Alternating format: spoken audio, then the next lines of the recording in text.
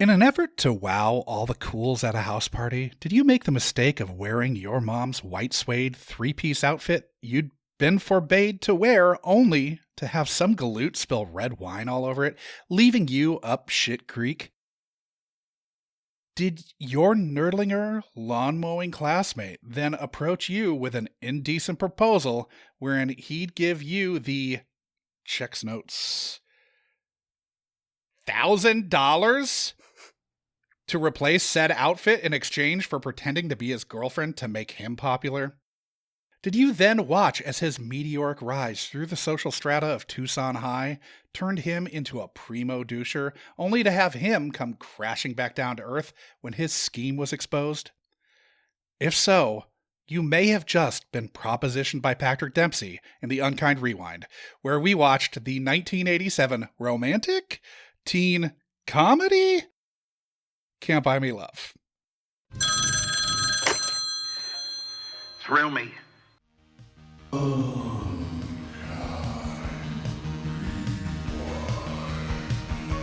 I'm gonna name you Kodum. You get a name too, Podum. His name is Happy Harry Hardon. He's a total sex maniac. Of course.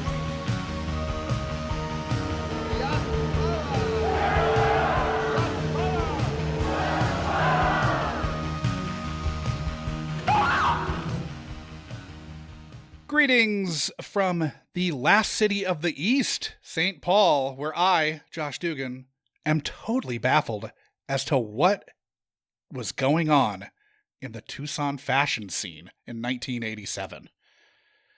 As is customarily the case, I'm joined by my Manhattanese co-host, Sean McGrath. Sean, have you been walking around with a cool grand trying to figure out how to best waste that money? First thing I'm doing is ripping off all the sleeves of my shirts. So every button up that I have, sleeves gone. First and foremost. Experimenting with some different sunglass styles. Experimenting with a lot of mousse. Like a lot of mousse. And then working on some pretty awful robot arm moves to kind of entertain people on the subway, but most people here don't pay any attention to anything I just said. On the line this week, we're joined by the delightful Canedy Knowles. Canedy, have you been wandering around in a white suede outfit just waiting to spill your glass of Shiraz on it the instant a scrawny young Patrick Dempsey comes chugging into your life on his riding lawnmower? It's been the goal of my life. Okay. At least since I was 11. Sure. So, Canedy, why don't you tell the listeners who didn't get invited to the pool party last week and missed your Q's and T's installment a little bit about yourself? Oh, you want me to tell them about myself? Mm-hmm. Oh, okay. Well, in case you don't know who I am, which would be really shocking if you don't live in Alpharetta, Georgia. I am a actress, director, mom, klutz, who lives in Georgia, Atlanta, Georgia, to be almost exact. And I guess that's really it. I write. Oh, I'm also a writer. That's right. I also write. And I improvise. I'm going to think of things the whole time. And I am allergic to gluten and dairy. Which was found out first? You can't eat many things. Yeah. No, I can't. I can't Like eat what? a lot. Dairy was first. Okay, and then gluten came later. Was gluten like the test? You got the test done? No, my mom just told me when I was 20 that maybe gluten was the thing that was making me insane. And I followed her, and she said maybe just cut out gluten. And I did, and it solved all my problems. I no longer have Insane. any, dysregulation at all. It really was the gluten. You then, therefore, have to find something new to chalk up your craziness? Yeah. Okay. Yeah, unfortunately So now. just As draw, it comes back. draw I a just line keep through taking gluten. things out of my diet or adding things in and seeing what See, what it is. I'm mostly gluten. Like if I did a 23andMe test, it would be like 80% gluten and then like 13% Southern Europe and then but it's 1% heavy. Catalonian. Yeah, it's heavy gluten. Yeah. So You're like my husband. So, we are Jack Sprat and his wife, essentially. Like, he only eats bread, and I only eat everything else but bread. Now, you don't have celiac disease, though? No, Okay. it's not, which, thank So goodness. is it processed, like, I know some people can do sourdough, but other breads don't. Can you do sourdough or no? I can. It's, we can go down the rabbit hole of my very specific I'm curious. idiosyncratic. It's what this happy to podcast's talk all about. It. I know. Unkind Rewind with Cannedy's Gut. What's crazy is that when we're in Europe, I can eat pretty much everything. Wow. So it's a can matter eat of processed all of the food. cheese. It is. It's all the processing, and it's like the pasteurization process here. It's so when we're over there, I am nonstop eating cheese and bread, and then when we get back, if there was ever a time to think about moving, if the bread and cheese wasn't enough, I think Josh and I are also looking at small places in Holland. Hey, we have one, so It's sehr cool. All right. Cool is probably a Dutch word, right? They probably stolen cool. Oh, everything's been stolen. Well, Yeah. I mean, really, are we going to also go down that rabbit hole of claiming the Dutch? Oh yeah, that we stole from the Dutch. Yeah, I'm living in formerly Dutch property. Yeah. You are Brookline. That's one. So, before we delve too far into the social stratification and lack of upward mobility in Tucson High, where can our listeners find you, Canedy? So they can find me on my website. I think that's probably the best way to get all the information of where I am, assuming I've updated it. And that's CanedyKnowles.com.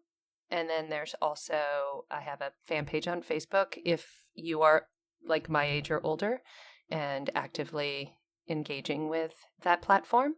And then my phone won't let me download TikTok again. So unfortunately, or fortunately for everyone, you will not find me on that platform. Probably much to my daughter's preference, I am not on TikTok. And then I'm on Instagram or IG, I think, or the Gram. Insta? How are we referring Well, good to thing it? good thing Do that you you have said an it all. Insta and a Finsta, or just? Yeah, do I you don't have have a Insta? Snapchat. I have an Insta and a Finsta Okay. that you can get with my singing Telegram. By the time that this airs, Josh will just put in whatever word is more in vogue in the time. That'll be good. Of Thank dropping. you.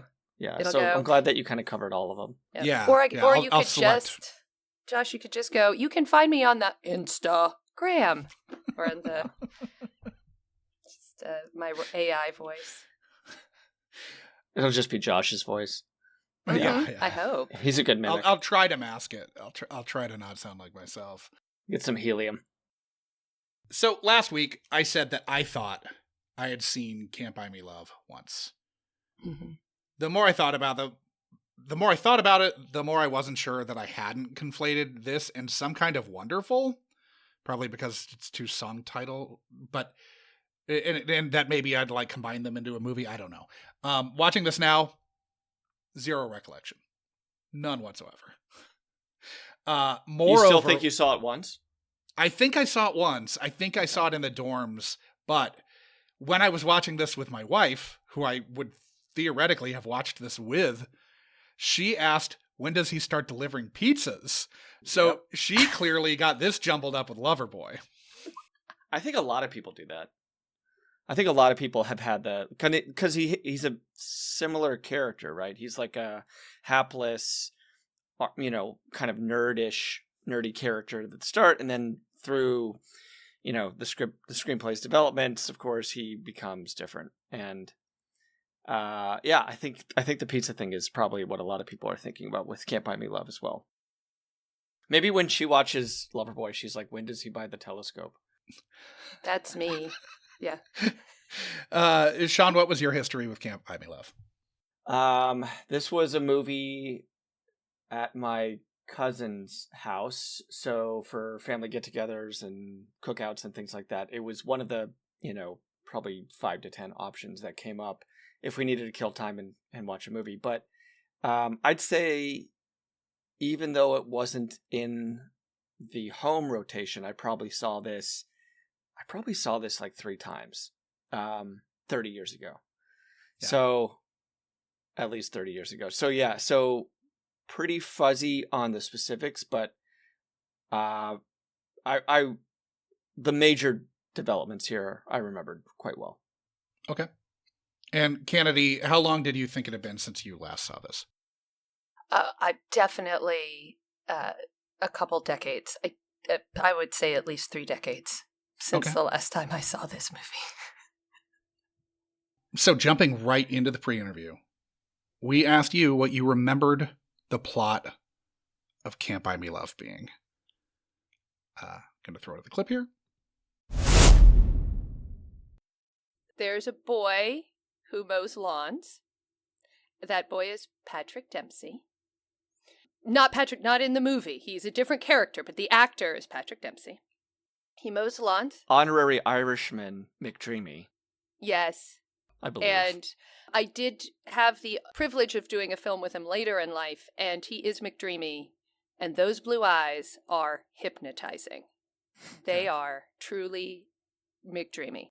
He has a crush on a very rich, blonde, I believe she has cascading blonde curly hair. You could tell I was like 10. The things that I remember are like what she wore and what she looked like, because I legit tried to do those things and failed.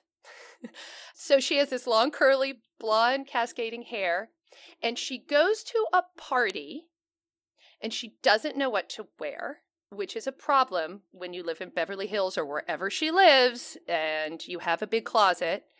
And so she takes her mother's or her stepmother's, or maybe it's her older sister, a very young woman who's supposed to either be her mom or maternal figure, takes her white suede outfit and wears it and spills red wine on it. I mean, who wouldn't?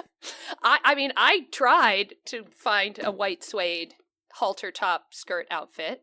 She goes to a high school party where there's red wine? Yes. Cool. I believe she's in high school. Maybe I feel like she is. Okay. And she gets red wine spilled all over it, and she can't get it out. And so I think Patrick Dempsey teaches her what work is, how one earns money. I'm not sure if this is about like, hey, you put effort in, you get a return, or, wow, I've lived in this privileged life forever, and look at you and doing things that are, I don't know, satisfying. I don't know. But I believe she gets the outfit and she falls in love. So there's a whole second act there that I really do not remember.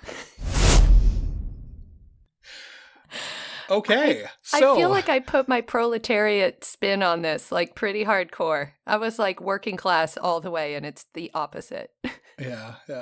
When did it strike you that what we were actually watching was a treatise on the value of escort work? Not to denigrate said work in any way. Nope, we don't do that here. But not the value of earning your keep through hard work. Yep, nope, that was pretty early on. Actually, I told my girlfriend, who's of the same age as me, and that I was watching Can't Buy Me Love, and she's like, oh yeah, that's the one where, and laid out the entire plot. She's like, I haven't seen it in 30 years, but she knew the whole plot. I went, oh, right. So before I saw it, I was prepared, because she sort of tumbled out. I know. I think that might be a mistake. But yeah. I wrote some notes as I was watching it, just because that's what I like to do. And at the bottom of the first page, which is pretty close to the beginning, I have in all caps, prostitution, escort. So it's like full on right at the bottom. Oh, right. And that's about when my daughter came in to watch the movie with me. So that was fun. But yeah. So obviously your memory of the premise and second half was hazy. No judgment, as I honestly thought I'd seen this and had no recollection of anything. So what was strange though is that as I was watching it, it was coming back to me as if I was replaying a dream, like as if I'd unlocked some portion of my brain that had been like tightly put in a ball, almost like a trauma, like when you go into therapy and you're like, oh, and you're reliving it. The anteater dance, like as he was going to look at the TV, I was like, oh my gosh, this is where we do the anteater dance, because my sister and I still do that to each other, but we don't remember what movie that was from. Sure. And the white convertible cabriolet, like that was my dream ride forever, with a roll bar, because I did not want to kill myself. And then watching the movie, I'm like, oh, this is where that's from. So it really was this very strange relationship with my memory as I watched it. Like having weird, like, things rush back. Almost like a trip, which I've never been on, but I imagine that watching this movie would be like an acid trip, like post-acid trip when you're kind of talking about it, or one of those mushroom therapy trips. And you're unlocking it. That's what it sort of felt like as I was doing it. What was the most surprising thing to you that you'd completely forgotten? All of it. Okay. The whole, like, let me think. There's so many the whole thing was very surprising. I think I forgot that the plot was that he bought his way into popularity. Like, legitimately, I don't know how I forgot that. That being the entire plot. Yeah. And that I just reversed it to say, oh, this was a much more redeeming movie than it actually was. I only liked movies that were really like helping us understand class structure, but it was in the reverse. So it was, I think that was the biggest surprise was the whole thing. Is that too broad a stroke? No. So Sean seemed to think it was odd that there was red wine at this high school party, which I would generally concur with. As a child, you surely thought nothing of it, but as an adult, did that stick out as odd to you? For sure. I think that watching it, seeing how much alcohol and specifically red wine there was at the party without there being any comment about it at all. Like, where are the parents? Where are the adults in this movie? Except for, those very useful teachers who stop Patrick Dempsey or don't stop Patrick Dempsey from brandishing a bat at the end. Spoiler alert. I don't want to give away the end. And the mother. We're jumping all around. You can spoil whatever. Yeah. But all these parents who are sort of in weird, like, I don't understand any of their motivations in any of it. Like, they really are non-existent. And I think in a lot of the 80s movies that was the case. Like, those adult figures. And so watching it now, it doesn't, having been a teenager and knowing the trouble that I got in. But I think the fact that nobody commented on it in a movie that's geared towards kids just speaks to, the whole 80s vibe, if we're going to go into our talk as the kids do these days. I think like this is a pretty popular convention in the 80s movies, is the party without parents present. And, sometimes we've gone through a lot of movies where parents take like multiple week vacations away from their minor children. But it is either a movie convention that like, hey, we need to advance the plot. We need to have parents not be there so that bad decisions can be made. Really bad decisions can be made. Or it's more of a like, these characters are all older than us, and so maybe by the time we're at the high school, things are tapering off a little bit. I was at parties in high school where there was drinking, but it wasn't like with run of the house, which they seem to kind of have, pretty wide reign over. I think that's the key difference, because there was certainly access to all sorts of inappropriate and illegal paraphernalia as a teenager, especially a teenager in New York City, right? Like, the world is, you have access to whatever you want if you can get to a bodega and have $7. Yeah. But the difference being this just free range to do it all without consequences other than needing to replace your suede dress. Yeah, and on that too, we should just point out, like, he is kind of like, there are the jock, there's the jock subset in this movie, but he's kind of the dick of them. Like, he's the one they don't like. He's the one that they kind of like roll their eyes the most over, even though they're all pretty terrible jocks. And he, very early on, he steals a kid's lunch, like right out of the line. He makes another kid move from a table. He intimidates Ronald. But he gives probably the worst high five in cinema history, where he's holding a bottle of wine. He's trying to impress, underclassmen, I guess. She's a transfer student, right? Oh, no, that's later. The transfer student's later. Sorry. But what girl is he trying to?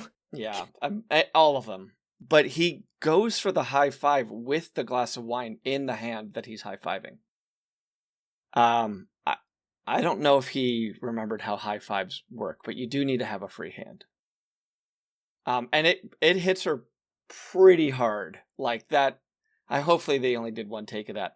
How many suede outfits can you go through on a meager budgeted rom-com? Yeah, this was non-union, so. And also, I'm sure that was actual suede. I'm sure this was not faux suede, because that's how very method this group was, if I understand it better. But Canedy, maybe you can shed some light a little bit on, Josh and I wouldn't borrow anything from our dads. Is this something that girls did in high school, was pilfer from mom's closet? Oh, sure. Okay. Oh, yeah. I mean, for the brief amount of time that my mom and I had the same size shoe and she was in style, I would be wearing her shoes. I still go pilfer my mom's closet. If I'm at her house and I forgot like a jacket, I'll go straight in there. And she doesn't care. Like, she's like, okay, whatever. My daughter does it to me now. And she's a good foot shorter than I am. And she'll pull out my sweaters. Her foot is almost to the size of mine. So yeah, this is a tried and true tradition and expectation. Okay. That as long as your mom has at least one stylish outfit. And I'm only speaking really for myself here. Yeah, I actually took stuff from my dad. Okay, well, what did you take? He had bell-bottom jeans. This was, mid-90s. So he still had some 70s stuff that worked. My dad did have one cool 70s outfit that I think was given away by my mother during a move, of which we bring up all the time. Okay. I wore his suit that he wore when they got married. I wore that to prom junior or senior year that had flare bell bottoms, and yeah. You were so dope. Cool. Yep. We were, maybe. Past tense.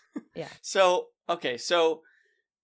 this made sense, though, the stealing of mom's item. Well, yeah, and they do such a good job of character development in this movie that you really understand the motivations and you can get on board with them, right? Like, I could understand why she would need to steal that outfit because her mom only let her take certain credit cards. Her boyfriend isn't calling her or mentioning her on TV. Like, she's got a rep to protect. So I was totally on board with all of this, because they did a good job. They actually do a change in the music when she walks into her mother's closet.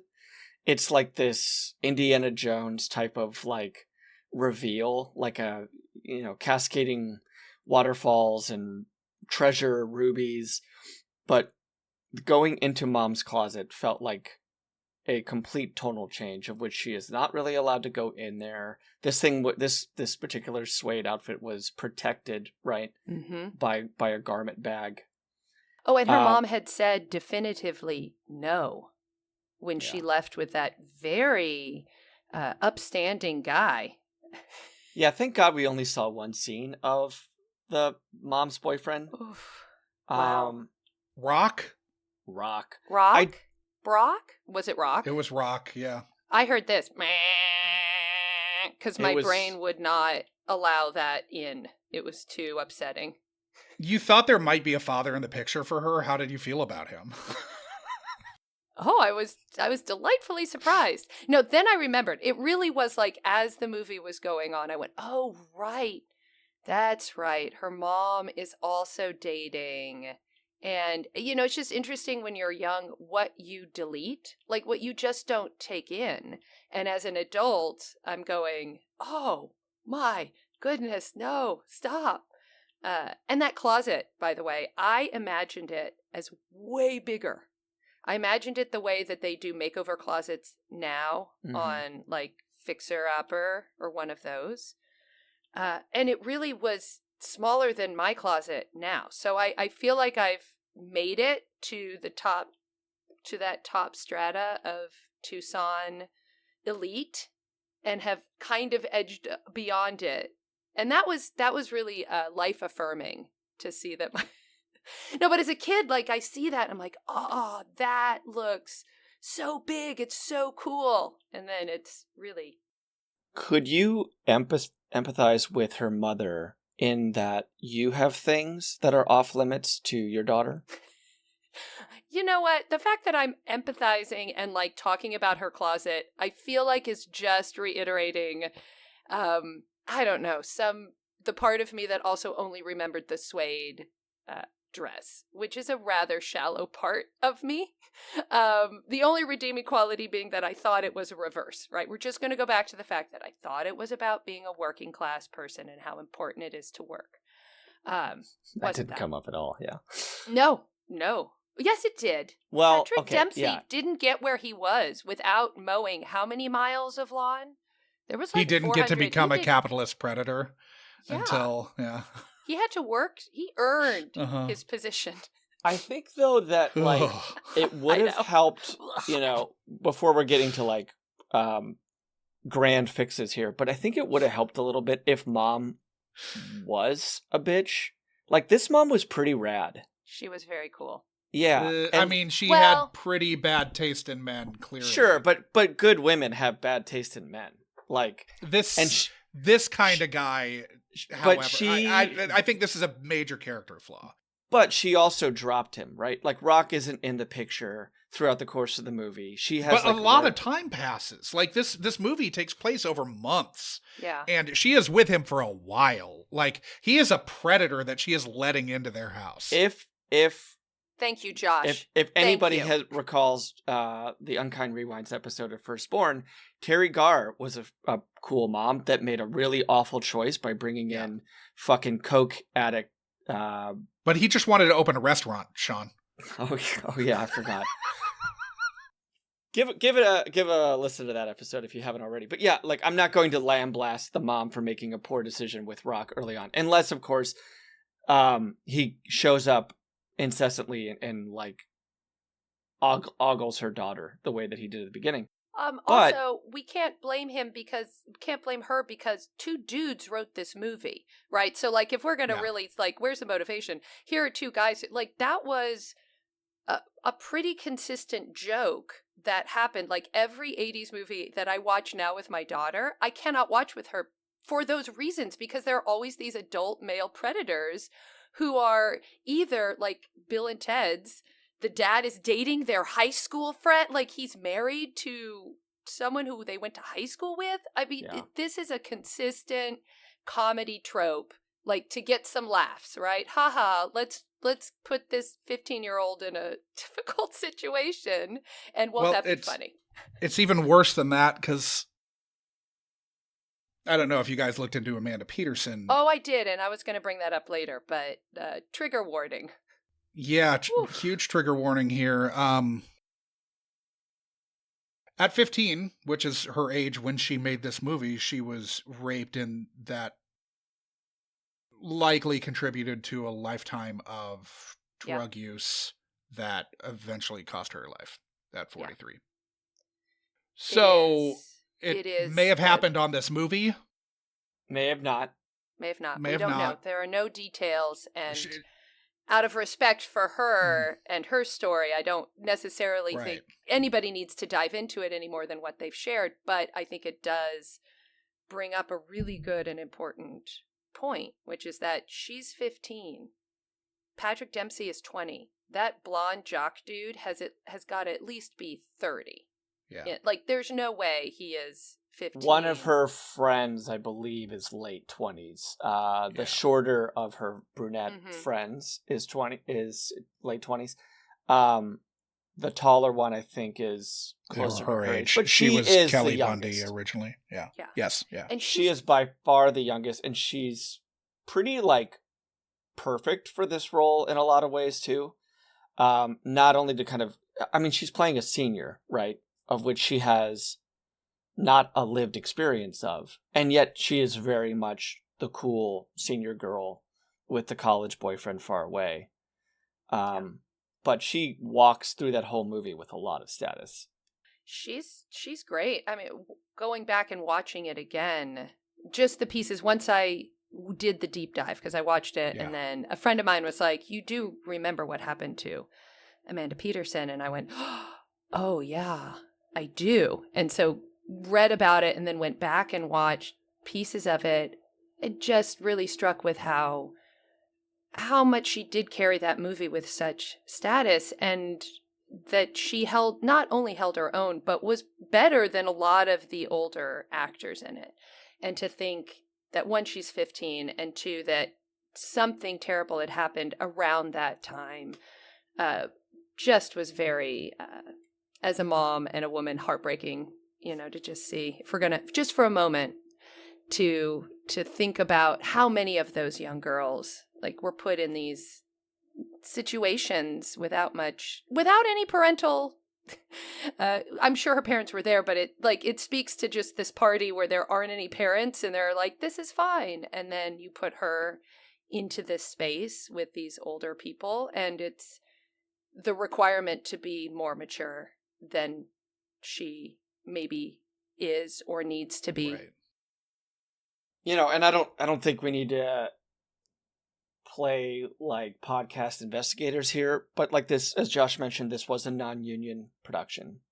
There was probably, a certain cost-cutting agenda in a lot of crew, perhaps. There as well. absolutely was, yeah. So Surely. In terms of maybe any kind of safeguards that were in place on a union production to kind of remind people this is a minor, shout out Kendrick, this is a minor on set, right? Yeah. A very strange scene when they are doing the gymnastics routine in the beginning. Did you guys catch what's going on in the background there? The gymnastics, No, the cheerleading? The cheerleading scene, yeah. The cheerleading scene? They have picketers. If you look in the background, there's SAG picketers. Yep. With giant signs, and they try to cut around it, but they don't do a great job. And that's because this was a non-union production, and Josh backed me up on this, but they were using high school kids as like unpaid extras. They went to the high school and tried. The SAG-AFTRA reps went to the high school to try to get kids to not be background in the movie, and the drama club at least had their back, but I presume other high schoolers did not. So, because the drama club had their future, they knew where their bread was going to be buttered. Oh man, they're like, "Are you guys going to bummer. Taft Hartley me?" Right. Yeah. Not, so there was a lot of people in this movie that were probably like there for the experience, right? Mm-hmm. That's probably how it was marketed to them as a way to kind of give them their time. Yeah. Because it's a pretty big high school, and there's a lot of scenes which we, especially kind of those lunchroom scenes and whatnot. Did the lunch situation strike either of you as weird, where it felt like they weren't actually, like they were going to a concession stand, not? Yeah. Yeah. I mean, I attribute that a little bit to Arizona, but it did seem like a public swim, public like pool kind of walk up and get your, your snacks, your push your soda. It felt to me also like the lunchroom in Greece during Summer Lovin', and where it's all outside on the picnic tables, very beautiful and sunny. And yeah, also... I mean, the outside seating wasn't as strange to me. It was really the lunch line that I was like, what in the fuck is happening here? What kind of school is this? I don't know if it is cycled back around in public schools today, but like I went to high school during an era where like the PTA had successfully argued to not have soda or pop machines in the schools. And so that was a big deal. It was like you could get the bottled water, I think from Dasani, of course, which is Coke. Sure. Yeah. So like it's not like they were like standing on too many moral mountaintops, but kids walking around with like cans of Coke and Sprite are way more of a hallmark for an 80s movie than my experience. And there's a really nice Coke placement at one point too that I just remember. There were some really good shots of the Coke can. Doritos, High Life, and Coke. I also saw some of the materials, like some of the school materials, like calendar of events, are sponsored by Pepsi. So they were getting money from both of the big daddies on this one.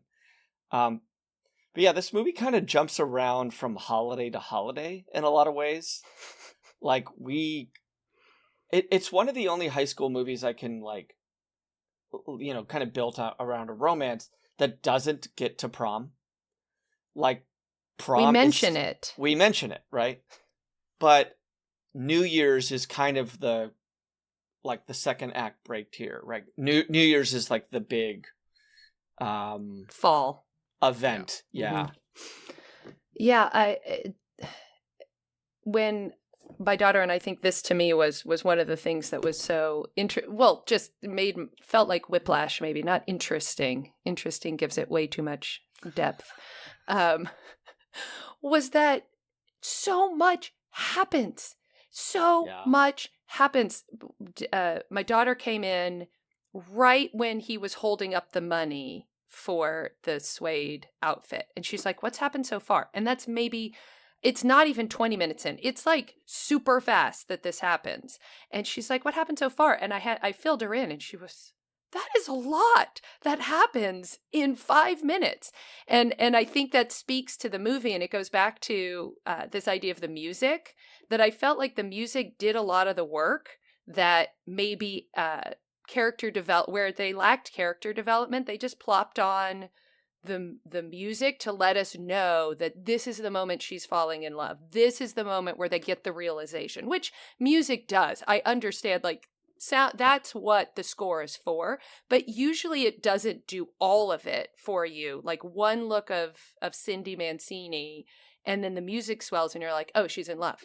Like it was such a shorthand. I felt like at the point that this movie was made, we'd also bought into or knew what that was supposed to be, what these tropes were, that all we needed was a music cue and like little Pavlov's dogs were like, oh, this must be that moment. Oh, this is that. That was the other thing. The airplane graveyard, that was another thing that popped out of my brain. I remember it being the most romantic place that someone could take, that like a guy could take you on a date. And I couldn't remember why. And then I saw this movie and I was like, oh, that's why. We should talk about that just for a second, because Canedy brought it up. The graveyard or romance? Well, both, because that scene is where she falls for him, right? He does not pick it up. He's too dense to realize kind of what's happening. He misses that moment, right? Just to give a little bit of credit to him, I don't think there's a reality in which if you're him, you would think that she would catch feelings for you. Yep. I don't think there's ever any point at which that thought would cross his mind, because it would have seemed like an impossibility, you know? Yeah. At some point, though, he does kind of realize when people are interested in him. Right. Like he kind of works his way through this school. It's again, terrible. Canedy, can we talk maybe about the reality of that? The reality of a boy like checking off friends like within a group off of a list. Because for me, like that's something that, like, it's like the bro code, right? A little bit like you don't go after your friend's ex.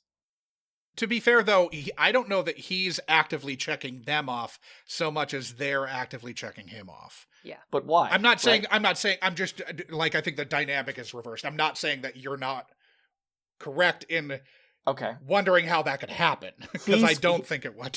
He's responding to the attention, of course. Mm-hmm. This is somebody who has, like, wandered through the desert without a cup of water and now is at this oasis, of which he's taking full advantage. But Canedy, did you feel like that storyline of, like, Cindy's friends kind of going after him was plausible? No. I mean, yes, because when you suspend your disbelief, you also have to suspend the reality of, like, so I went to multiple schools in very different, I would say, areas of the country. And for a while we were in a very small southern town. And I would say that was much more plausible there, where everyone, like, where you have 400 people and that's it in the whole county. And so you can't have an off limits, because then that's it, right? You get one person who dates 7 people and then there's nobody else to date, right? Whereas in New York, that was way more, because there were so many people that were there. So, yes, I think there would have been maybe hopefully a conversation about it when my girlfriends would maybe have a crush on someone that I had a crush on. Even before there was dating, we would have the conversation. Usually it was whoever said I have a crush on him first. You stayed. So it was dibs. It was dibs, yes. As if the guy was like, would any one of us could, but that was sort of more the logic, right? And then if someone dated him, you didn't date them after. But the difference being that she lets everyone know, like, oh no, they break up. That's right. They haven't told him yet. So she's broken up with him. And I can't remember, and I guess there wasn't is it cool that I go out with him? They just went after him. I don't even remember if that moment was there, because it would be okay if someone went, is it okay if I go out with him? And you go, yeah, go for it. Good luck. Or no, I don't want you to.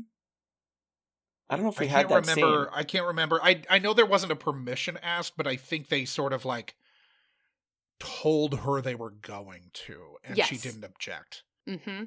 Because she still had her boyfriend in... Right. Bobby. Bobby was still in the picture. So the 30-year-old. Yeah. One of many 30-year-olds. One of many 30-year-old men who were running playing around 18 or amok in that Now, in that space. I do want to contextualize him for a second, because I don't think the audience at home understands kind of fully what he is. So at this point in time, this would be, like, written pretty much the year after Chuck Long was the Heisman runner-up to Bo Jackson at Iowa. Like, the quarterback of Iowa the year before was Heisman runner-up. So, like, he's going to a school that wouldn't now be, like, a quarterback, like a place where, like, a good quarterback would have come from, but at the time it would have been. So he was a very hot shit football prospect. Yes, and you could tell, and they do a good job of that in showing that they're building a new stadium. I assumed that was because Bobby was so good that now all of the scouts were going to be coming to Tucson High School, which I guess justified the fact that Patrick Dempsey was riding his bike through sand dunes and construction that they couldn't not shoot around, so they just stuck up a sign that said future home of the Tucson Stadium. He was popular enough to get a cardboard cutout, like, professionally. Life size. Yeah, which we see at the back of Cindy's door. I mean, there is that moment, like, early on, though, too. Like, her relationship with Bobby is complicated, to say the least. But she's very excited to see him on TV, in the first 10 minutes of the movie. He does not give her a shout out. He actually chooses that time to reference like a the hot gym, tub or... yeah, the gym, like some in the locker room, some machine that would Can help massage. him recuperate. Yeah. Yeah, some automatic massager, or I can't remember what exactly it was. But she has that moment of hesitation too, where she kind of like picks up his letter jacket and then kind of like disregards Tosses it. Mm-hmm. So she does not have. It's weird, and we don't get phone calls with them, right? We don't get her laying on the bed and having him tell her, can't wait to see you, blah blah blah. And we also don't get any kind of like interstitial stuff where we see Bobby being a degenerate in running Iowa. around at college. Yeah, when we do see him, he is a bit of a shithead, but he calls her a prostitute. Yep. He yells, and it's the only time, and the one thing he says after he didn't call her, he ghosted her, essentially. That word didn't exist yet, but he ghosts her.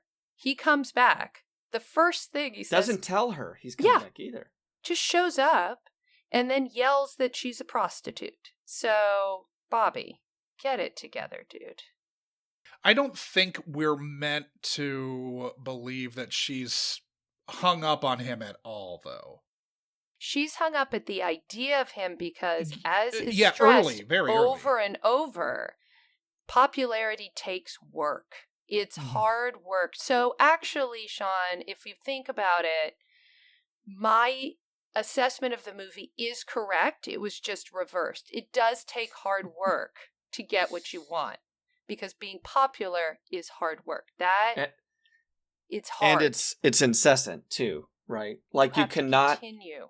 You have to feed the monster. She has to one up herself every time, which is why she gets that sweet dress, and why then Patrick Dempsey has to keep dating all of the girls. It is the machine. They are caught in a system. So really it is a commentary on our system. So I did it. I actually was able to bring this around to a redemption.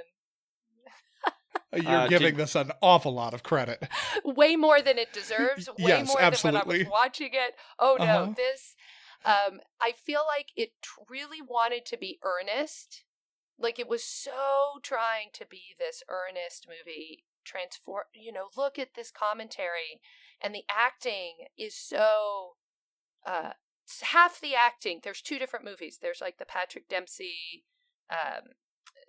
Amanda Peterson and the friend, like they're in a different movie than our jocks, and their movie is way more heartfelt or deeply angsty, whereas the other ones are just farting in the back Seth of Green's face. Yes, poor Seth Green. What a very strange side Two plot times. that is, though. It was a plot device the second time. He figured out that's how it's plot. Farts' plot is okay. Yeah. But also just the brother, like, the slinking brother, showing up in, I believe, like a scene in which he's getting to second base. Like there's Seth Green in the back, like overhearing his brother maybe get some. I mean, it's a strange thing for a brother who, like, obviously they don't get along. To be following him this much. So this is a weird side note, but Seth Green was kind of hazed on the set of Pump Up the Volume, which we didn't talk about that episode. Which he's barely in. Which he's barely in, but he was kind of like, there were cast members who created a like fictional girl who was going to the high school that they were shooting at up in Santa Clarita or Saugus. And they were like, they kept writing these fake love letters to Seth Green. And I wonder if it's not because the only thing they would have seen him in was not Radio Days, but was this. And so they were hazing him because he's the, shitheel little brother in this. Just goes to show you how well Hollywood treats young people. It just continues on this narrative of how well we all do at making sure young people are okay. And that was probably a union production. Oh, sure. Pump Up the Volume would have been, Yeah. I assume. Union doesn't mean that they get out all the No. all the assholes. Nope. Just means been they on get plenty paid of more. union. Been on plenty of union gigs. Yeah. So you felt like this took place in Beverly Hills or some swanky LA enclave. Were you shocked by the Tucson of it all? Yeah, I was. But I don't remember that I had said it was Beverly Hills, because like I said, as I watched it, I went, oh, right. So I just assumed I had told you Tucson or some desert. I knew it was a desert town. And it now makes much more sense. And I probably just like mashed it together with Beverly Hills 90210, which was also around that time a very aspirational place for a young tween. I think a lot of older men playing high school kids. Yeah, oh yeah, that's a staple. Yeah. I think in your defense, the cabriolet with the roll bar and the white suede outfit are both kind of very Beverly Hills. I think like that would dominate my thinking as well, because those things are staples kind of Cindy's popularity. I think of the suede and as being life. Arizona. Suede is Arizona? Man. Like I feel like any leather is heat, Arizona. With the desert heat, suede is a sure. good choice. It's a winter outfit. Oh, a winter look, right. It's winter white. No, this is summer. This was summer. Did you adjust for inflation there on her? I did. Outfit? It's good, please. The outfit would cost today, well, like 3 days ago, $2,761.35. Is that Hermes? Is it like a Louis Vuitton? Do we got some like? It Prada sure didn't going look on like there? it when they went to the store. No, not that store. That store was like the bargain basement store. He's like, I can't. And then give they it to sell you that for one free. outfit that's $1,000. with the handwritten on Sharpie, like above it, cut out $1,000. It looked like a very Art department failed there. Mm-hmm. It looked like a dimly lit, like dry cleaners. Yeah, kind of when she walked in there, and I think I don't know. Like there was part of me that just thought the casting of that clerk may have been a little too intentional.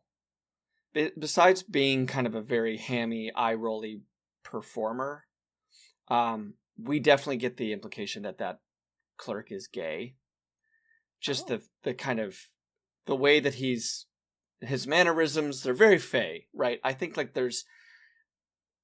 if we cast a more, basically if we cast her mom's boyfriend in that role, then there's an implication of like, I'll do anything, I'll work late, I'll come in on weekends, you have to, blah, blah, blah.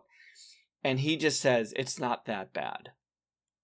Like that's his like, you're going to be fine. It's not that. That's the only thing he really says. Yeah. I did see a little bit of like a strange performance too with the telescope salesman. That guy was desperate to sell that thing. He didn't want him to leave. Or desperate for more interactions with Patrick Dempsey. Like he is like got his entire heart invested in that sale. He probably works on commission, which in the telescope business. At the fucking mall? He's working like, who works on commission at a telescope place at the mall? I feel, Sean, this that is you the are 80s, giving, Sean. I know. This is the height of Reaganomics. You are giving so much more credit to subtlety of like LGBTQ representation in 1980s movies than I think was actually happening. Like you are imagining that, oh, we're going to do this really subtle sort of plot line or these little hints. No, they would have had him in Hank Azaria in Birdcage. Like if they were going to go that way, it would have been full on, because if they're okay having rock, then let's really skewer. Like I don't feel like, I mean, I hear you, Sean, and I totally am on board that they cast someone who wasn't lecherous, but to think that like they were like, oh yeah, we'll make him like subtly homosexual is gonna be anything that those people are thinking about at that moment in time. I need to remind myself that this is a movie that returns to the gag of farting in a child's face. Yeah. Mm-hmm. I just need to write that down. Yeah, this isn't Pump Up the Volume. Put a Post-it note on there that says There's farting in faces. That there's, for a joke, there's a guy eating cake mix raw. Yeah. Like what the fuck was that? I don't. Yeah. Like, first the egg, okay, like maybe Sure, Rocky-style protein building. But to open up a box of cake mix. He was making a cake in his belly. There's an actor, of course, that has gone to that, as I was told once by Dominic Gianese, guy who played Junior Soprano, you should be so lucky to be typecast because of the work that it gets you. That actor, I don't know if Josh has his name. Eric Ruffscotter. Perfect name for that. That bastard. He has showed up so many times in that pivotal role as like idiot, usually bigoted, or like he's the one who starts a fight with Bruce Lee in Dragon: The Bruce Lee Story. He's I believe they just call him Rube in Major League 2. What do you think his name in Glee was? Was he in Glee? How 4 episodes. Glee. He's probably he's a grown-up.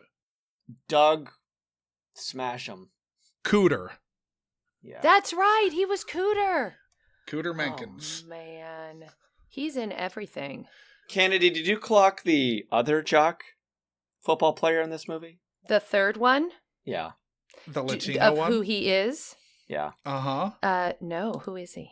Oh, my goodness. I was going to do a deep dive, and then I decided I'd rather let the two of you feel smart. So please tell me. Rico Suave. No. That's Gerardo. Rico. That's Gerardo. Yeah. Gosh. Suave. I was like, oh, he's really Gerardo cute. Mejia. His star is about to transcend.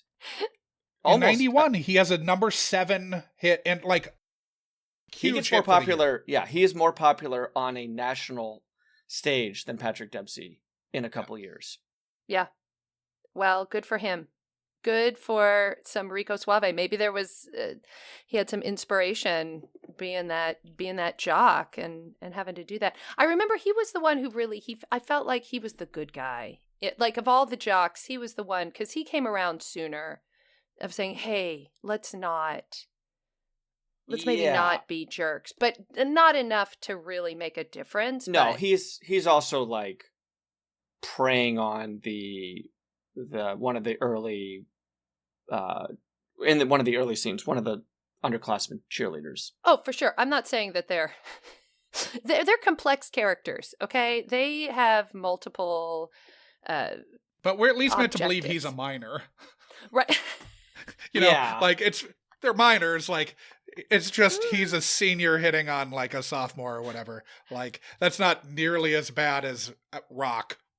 They come around to Ronald. Of course, we should kind of get back to the plot of this movie. Sure. They come around to Ronald in his popularity, and they also abandon him just as quickly, of course. But he is the one who begins, like the blonde guy, jock. He's the one that begins the slow clap. Big John. Oh, that's my favorite. That slow clap. The slow clap that fixes the problems in the school. Yeah. Everything is fixed by a slow clap. Also, when Ronald gives his great speech there at the end about like, fixing class structures and divides, he's holding a bat. Uh-huh. Of which he has just smashed several trays of food to bits, very close to children's heads. Mm-hmm. It kind of loses a little bit of the morality, I guess, of a speech to unite the school. Because when you have just destroyed lunches? When you have a weapon. Sure, yeah. But the teachers don't come to intervene. That's which so great. means I'm glad that you clocked that. Oh, that's my favorite part, where he's like, no. No. Like, and obviously, like, that guy had some trouble with dialogue. It felt like being cast as the science teacher. Felt like he was kind of stumbling through a lot of his, I don't know. He was like poor man's Eric LaSalle in many ways. But yeah, he does give the cautionary, like, I think those were like really the only two teachers, but Mm-hmm. he holds back the older woman, of which Ronald had previously poured his heart into. Oh, yeah. She doesn't wash her hands after going to the bathroom. Yeah, that's true. She's got bigger things to deal with at that point. I think did she pull him out of there by his ear too? With Yeah. her Dirty hand. Yep. Yeah. She was going to come after him again. And Oh yeah. I think that hold on could go one of two ways, which is why I bring it up around the bat. It could be, no, this boy is going to fix everything. Fix the school. Right? He's going to fix the school, so let's let him do Maybe it. America. Or it could be, no, let's let him bash that kid's brains in because I don't like that kid. It could also be, no, don't worry. That boy could barely lift that bat. There's no harm he can do beyond making that milk carton explode. Which the first time I watched it thought was the bat shattering. And I had to watch it again to know, oh, no, that was food. I was like, holy cow, that's a very strong smash. There are a lot of kids at that table who did not deserve that. Also, probably weren't getting paid, as we remember. We're non-union. Let's talk just for a second, too. I mean, I was going to save this for later, but how awful, and Canedy, we can put the screenwriters here on blast, but the director allowed this to happen. The big girl coming to Ronald. How brutal that scene is, and of which she says, you could have had me for $49.99. $49.99, not even $50. Nope. No. Well, with tax, I guess. Yeah, who knows what was going on in Arizona in the 80s. But what an awful moment. And I don't know if your daughter was unlucky enough to be in the room during that scene, but played for comedic effect. It's a really awful scene. And then, of course, three of us having been on productions, two of us having been actors, what the casting is on something like that. Yeah. It's these days, if something happens in a movie that we don't like and my daughter's around, my husband and I, we can't even stop ourselves. We actively boo. We go, boo! And just to signal to her that, like, whatever we are watching right now is not okay, and we'll unpack it later. But for right now, just know this is a boo. And I was so booing that moment. And I remember, right? Because that was another one of those moments I'm like, this happened. And I'm pretty sure I laughed at it or didn't not laugh at it, right? Didn't go, clock it is something that was not okay.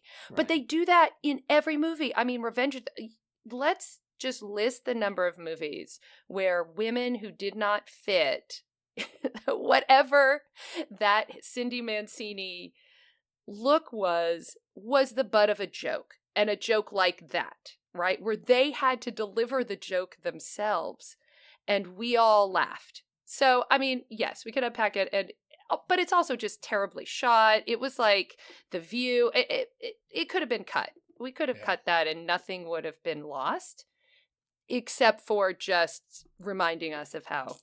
And not someone, not to be too hypercritical here, but not somebody that they're casting for their performance, right? They're casting this poor girl for her size as the butt of a joke. And she is now, the joke is that he is so low. He has been so,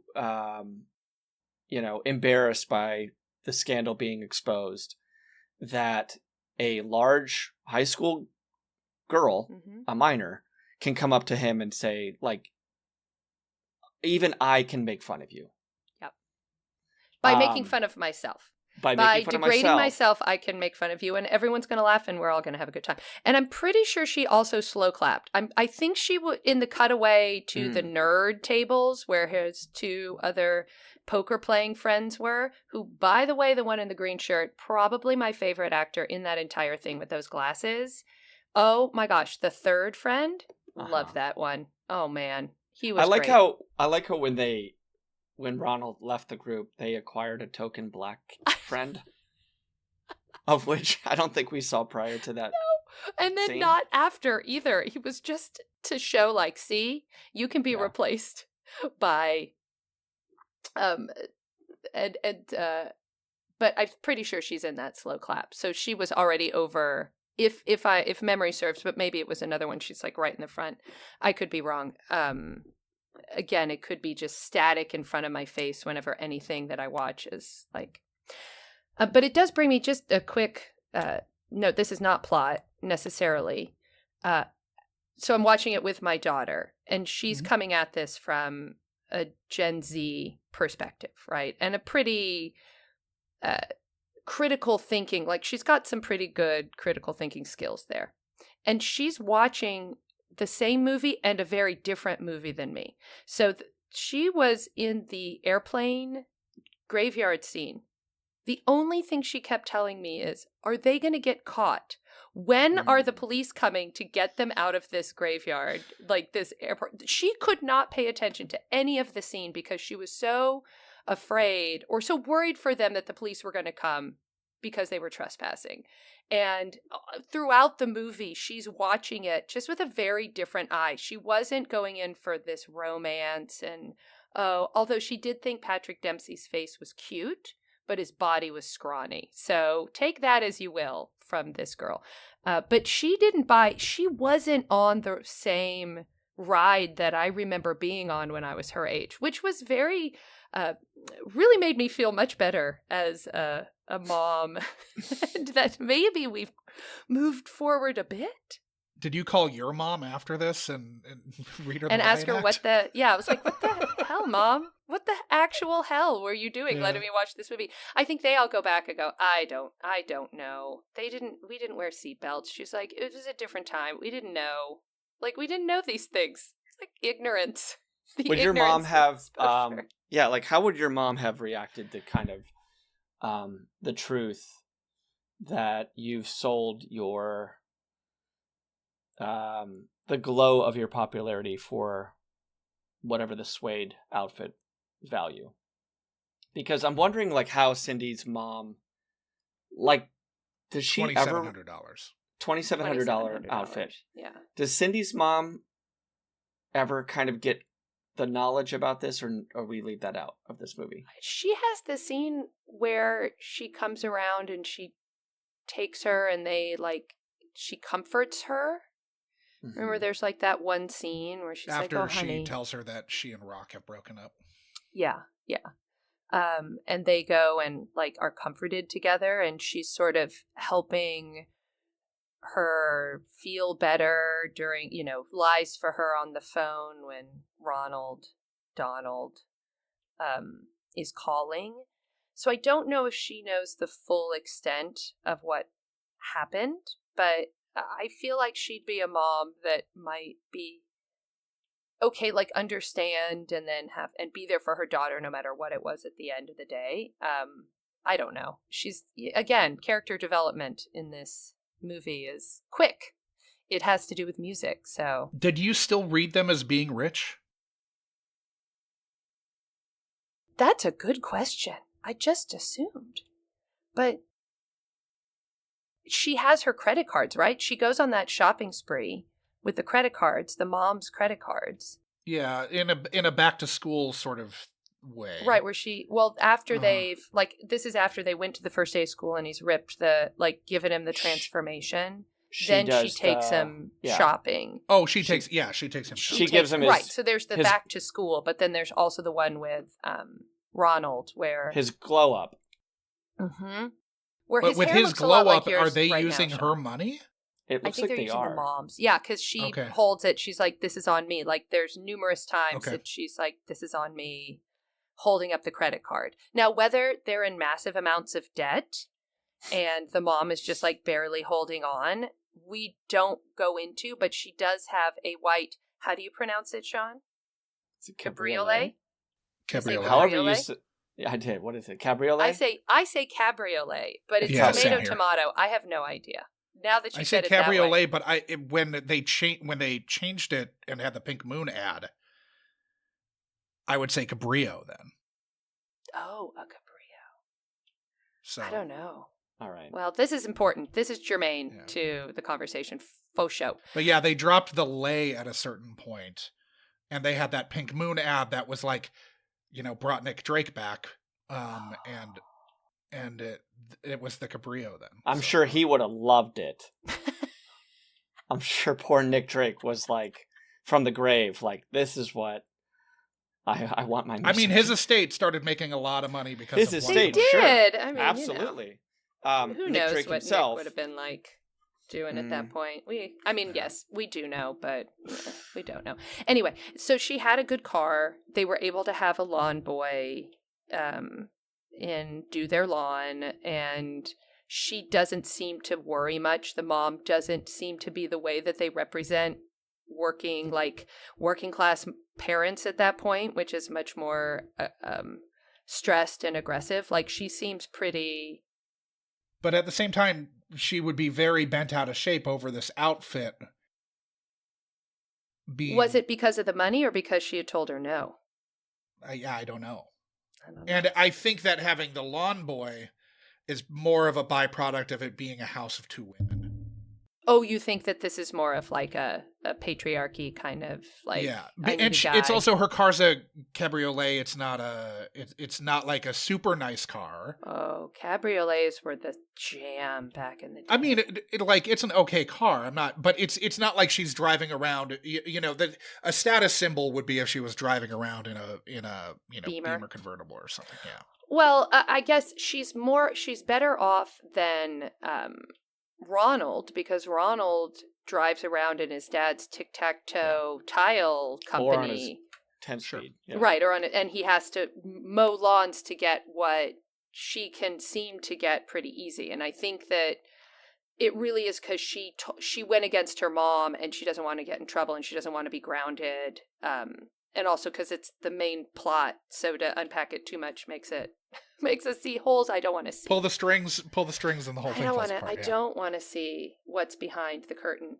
I just want to live in this fantasy world where Patrick Dempsey wears those outfits and can be super cool. And steals her poem to make out with the girl in the toilet. That's fucked up. That really was an unfortunate. Like, I understand devices of needing to get a guy to rock bottom and understand why she might be pushed to reveal this secret, but that's almost real heel turn. That's almost irredeemable. Yeah. Yeah. Although he does then lay in a burlap sack on New Year's Eve with that sad music. It was fucking cold. And he's crying. Tucson, yeah. His like Charlie Brown moment of sadness. That rock bottom was amazing. That is the acting that I love so much in this. It's the same with You Shit on My House. Like, that scene, that is a gem of a scene. You shit on my house. Do you know how hard this is on me? You shit on my house.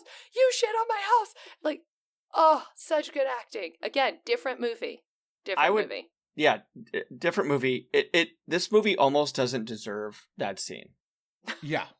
No. Because, and we haven't really talked about Kenneth here, played by Courtney Gaines, the redhead. Mm-hmm. But, like, that scene of which he finds that Ronald has betrayed him at the most egregious and has done the Halloween pranks of throwing a shit bomb. Like, not even being complicit, but the one who actually throws the dog crap sack at the door. And then lets him go, right? It's almost like, in that moment, I thought of Braveheart, in which, and this, outside of being 16 years old, I don't think too much about Braveheart, but there is the scene in which Mel Gibson as William Wallace reveals that Robert the Bruce has betrayed them. I believe at Falkirk, but he takes the helmet and the visor off of this guy. He's about to kill him, and he realizes that Scotland, basically the King of Scotland, is now working against him and has been complicit in the betrayal, or in the loss, the English victory there. That confrontation at the arcade is probably the best like dramatic scene in the movie. Mm-hmm. It's the realist, Mm-hmm. right? What game was he playing, Sean? I think he was playing Hang On.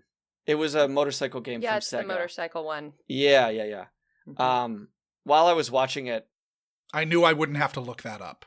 yeah, I'm pretty sure it was Hang On. It could have been a sequel to Hang On, but it was a stand-up.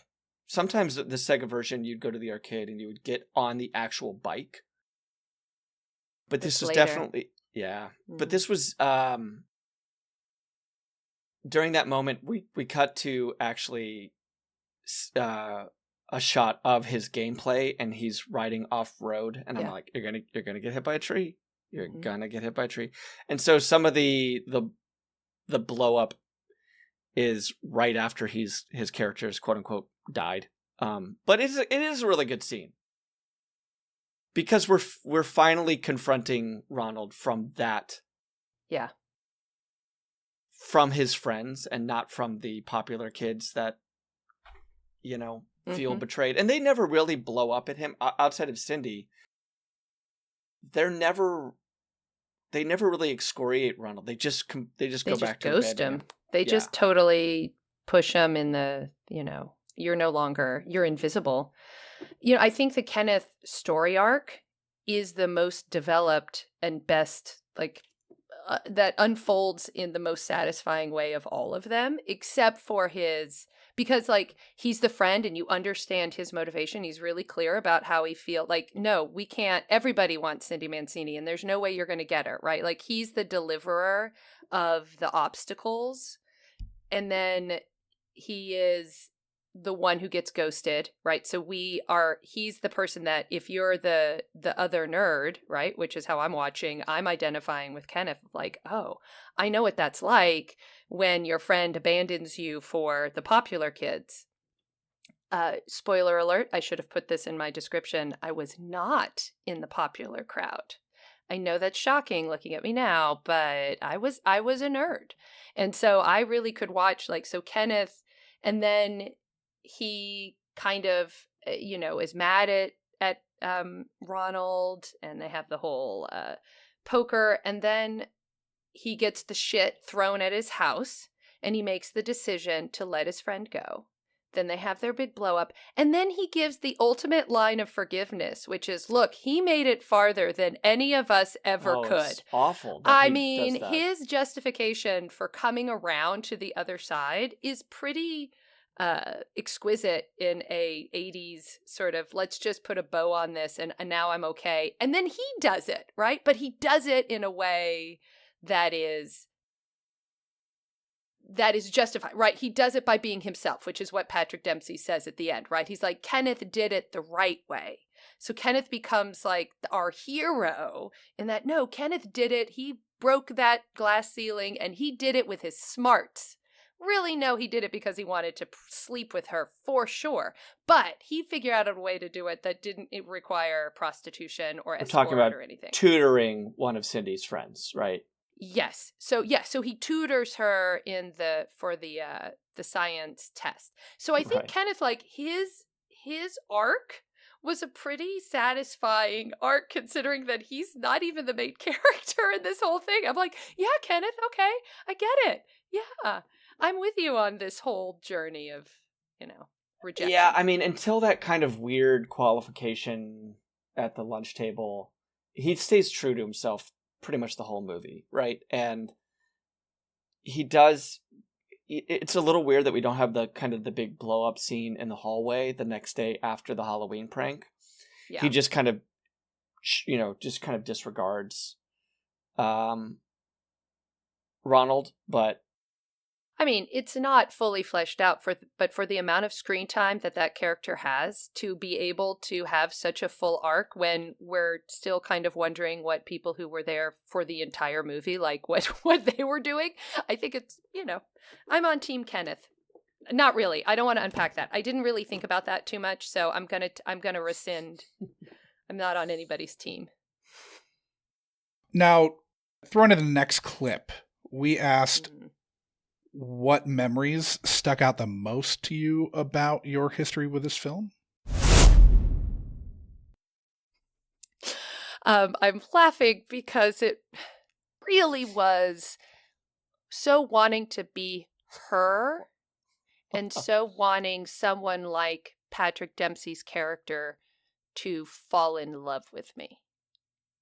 I would say that's almost every movie of that time that I watched. It was like John Cusack, right? Like, I'd be like, oh, I want to be this character so that a Lloyd Dobler will fall in love with me. Sure. You know, Were you valedictorian then? Yeah. Were you? I would say Nice. that character in... Yeah, you're Diane Court? Yeah. Okay. But your parents didn't go away? They didn't get shipped upriver? No. Terrified of flying. Yeah. A lot of things I'm not. I'm not Okay. her, but I could... If you were going to put me in a category, it would be her. It'd be Sloane in Ferris Bueller. It's kind of those... It's sort of where I live. I don't live in the blonde, white, suede world. Did you find a kickboxer to date? I have, you know what? If we're going to go down the dating path, we're going to need to extend.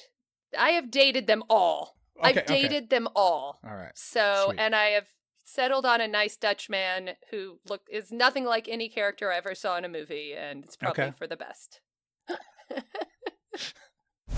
So, was being the Sloane or Diane Court something it took you a while to figure out? That's who I was? Yeah.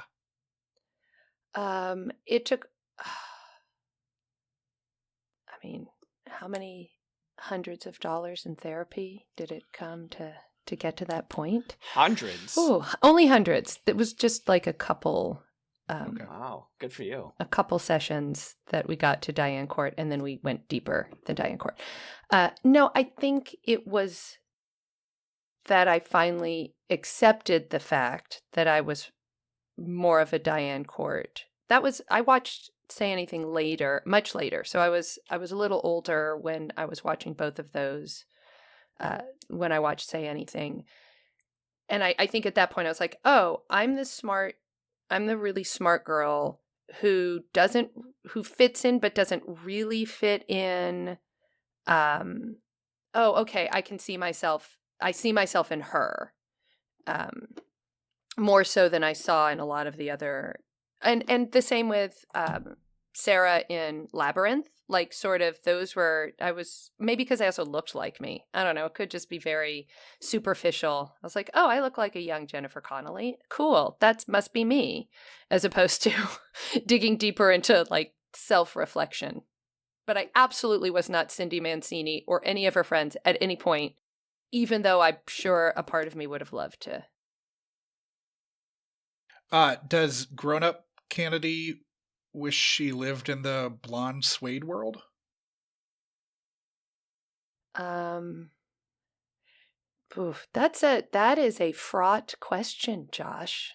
That is fraught because if I say no, then maybe I'm lying. And if I say yes, then maybe I've totally bought into white privilege as like the coolest thing ever, right? So it is, I think that is a struggle, because when you are 11 and that is what everyone is looking towards, right? I want to be Cindy Mancini. It is, and everything is saying, this is what's cool. This is the popular. It's hard to separate from that. In that like little piece of me, right? So that piece, sure, I would love to, in some other alternate reality, I guess I buy into that, as everyone probably does. Not everyone. I will say there are people who are probably even more enlightened. But is that something I want to be right now? No. Do I actively seek that out? Absolutely not. Am I...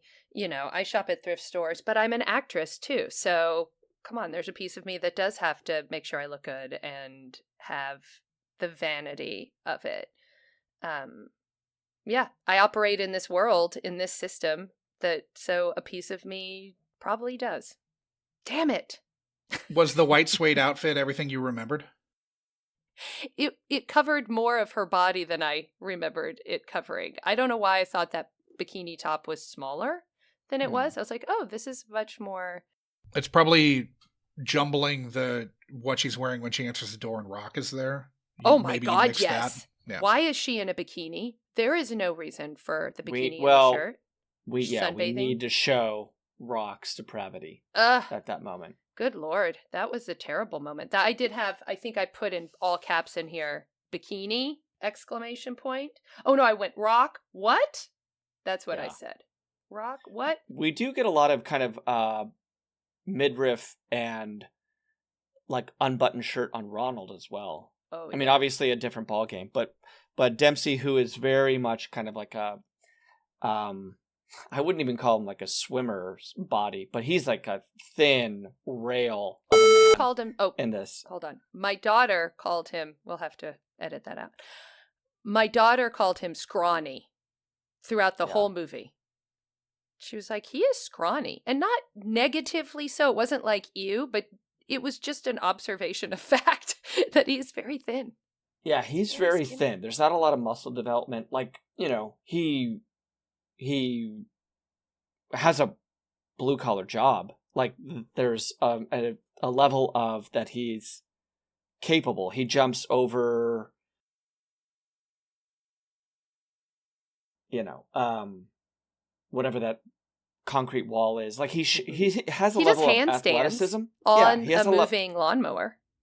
He has a level of athleticism to him, but it's a body type that in a high school movie today would be completely amped up. Like, there would be physical trainers. Like, if you see high school kids, like, just to pick a random example, what's the Archie comic? Riverdale.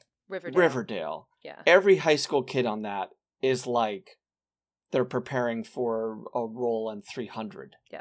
My daughter is watching. I'm watching it with her, parental guidance, and like I edit a lot of the scenes, but she's really into Outer Banks. And I will tell you, those men on that show are ripped. Even the skinny ones are ripped, and they are without their shirts for a good portion of the time. So it's not like you a would lot be has... if you were in the Outer Banks. Like... Right. I mean, it makes much more sense, right? Of course. Duh. There's a lot more character development. I do remember there was another underwear scene where I went, what, with exclamation points. And that's after the anteater scene where the girls are all in the locker room and they're all in their lace underwear. Ugh. That's all I can say about that. Ugh. Many of whom are minors. There's the pool party, too. Oh, yeah. I totally blocked that one out. The locker room scene also is a moment where Cindy overhears them kind of talking about Ronald, I think with the impression that they don't know that Cindy's there. Mm-hmm. I think at that point, he has taken, like, he has moved on from Cindy. He's with somebody else. Yep. Yeah, he's he's gone on the date with the first one. With the one who ends up, she was Kelly Bundy in the pilot. The tall one. The tall brunette. Okay. Yep. And what was I lost my thought on all of that. Oh, I was going to say that to go back to, do I think I'm a Sloane, or Diane Court. Or Diane Court. I think I am closer to them, but I'm still not as cool as Sloane. I don't think anyone will ever be as cool as Mia Sara in that. Like, that is the pinnacle of, like, ultimate cool. So no, I do not think I'm a Sloane. Probably more of a Diane Court after she's chilled out a good amount. But after she's gone to the party and has hung out with Lloyd Dobler's son. Yes, and like has really released a lot of the tension that she carries in her life of expectation of perfection. I'm hoping that that's probably where I'm right now. But I did want to say, like, Patrick Dempsey, he is so sensitive in this movie, and that reinforces this idea of, like, the Lloyd Dobler. I forgot how much he cries in this movie. Like, he cries throughout the whole thing, and, like, when he's sharing his heart with her, he's sobbing. And I think that was really attractive, that this idea of a guy who was so emotionally accessible at that age, even though it's totally melodramatic and completely inappropriate for the movie itself. As a kid, I was like, oh, look at him cry. So I, of course, have as I said, I married a Dutch man who that is not necessarily their go-to. So clearly I kind of grew out of, realized that crying does not a emotionally mature man make necessarily, or emotionally accessible man. But at that point, that was like the direct line between sort of a jerk was someone who couldn't do that, and a nice guy was someone who could cry. So Does adult Canedy wish that 20-year-old Patrick Dempsey would fall in love with her? no, because he's so scrawny. No, he would annoy the crap out of me. Did his scrawniness like play entirely differently to you now? Like was that he looked like a little boy. And while when I was maybe 20, not 20 years younger, but younger, I would have been like, oh, cute, let's, young boy, fun, of age, right? 21-year-old, cool. Now, absolutely not. That, I feel like I would want to take him under my wing and like cook him a meal, have him come over, like just like talk to him and say, what's going on in your life? How are we? Be much more like a mom figure for him. Now Patrick Dempsey today, I will absolutely, Sure. yeah. He's filled out. Woo!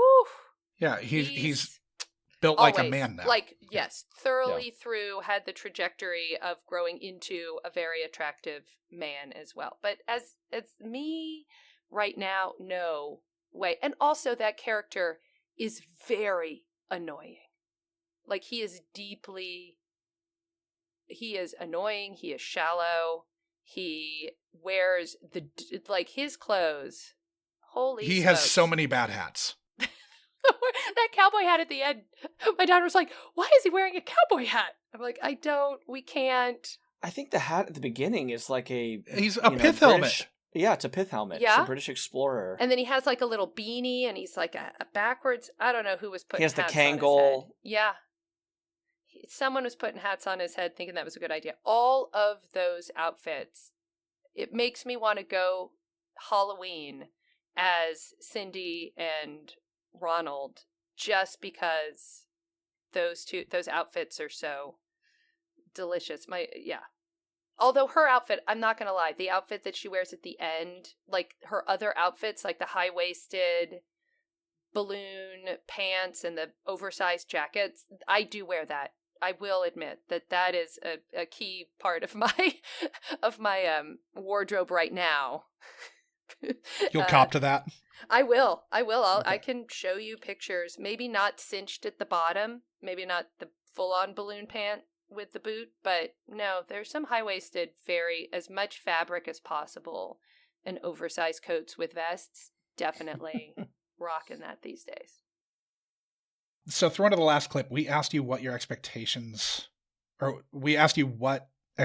you had for your return to Can't Buy Me Love.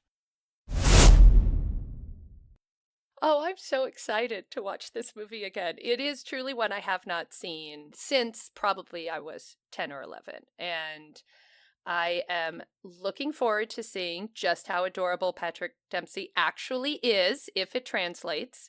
I'm excited for the nostalgia of seeing what I want it to be, like how, if that sort of attraction is still there to being that girl. I'm very curious to see what happens in the second act. I do feel like there's going to be some questionable material when it comes to gender, when it comes to female empowerment. I don't know. Every movie we've gone back to watch with my daughter from the 80s, my husband and I have to literally yell at times. We're like, don't watch, ha ha, and dance in front of the TV because we're like, oh dear, this is really, they don't age well. We haven't come across that on the podcast yet. No, never? That's weird.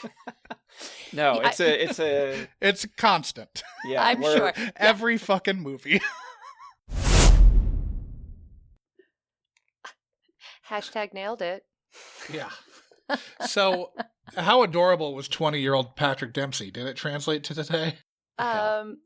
He is adorable. Yes, but I think it was adorable in the memory. Again, as I talk about remembering how 11-year-old Canedy saw him.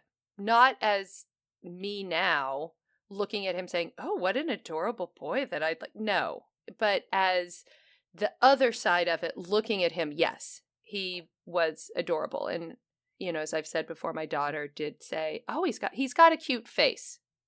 She gave him that. And I went, what about the hair? I was like, I thought his hair was really cute. She's like, yeah, not when he slicks it back in that shellac helmet. That's so weird when he does that too. Because he has great hair. He does. Yeah. A lot of body, good natural wave to it. Sean, got hair like you. I know. Mine is getting a little bit more salt and pepper, so I'm catching up to McDreamy here. You are. But I don't quite, I don't know women's hair enough to know what Cindy does with her hair. You said it was curly. I couldn't tell if has natural curls or if there was a lot of work that went into that.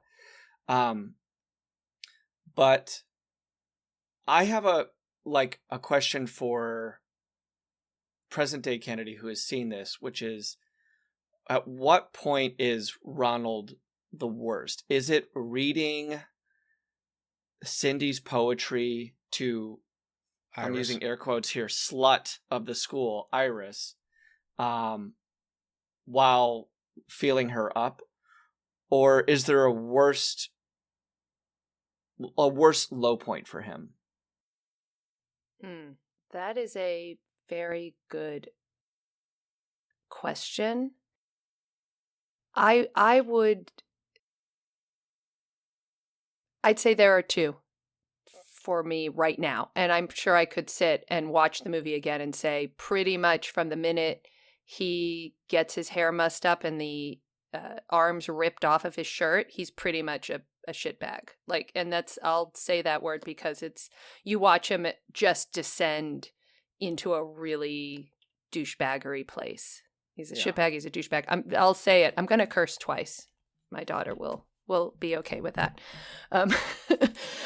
He does terrible behavior pretty much throughout, especially after he and Cindy break up. He gets just bitten by that bug. But I would say... The breakup is really shitty of him, too. Oh, the breakup is really weird, right? It almost feels like they're having two different conversations and he can't pick up on it. Yeah.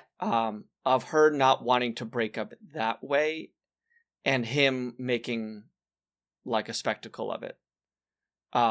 Again, being dense, not knowing women, he doesn't pick up on that cue. He doesn't pick up on anything that's going on with her face in that moment as well.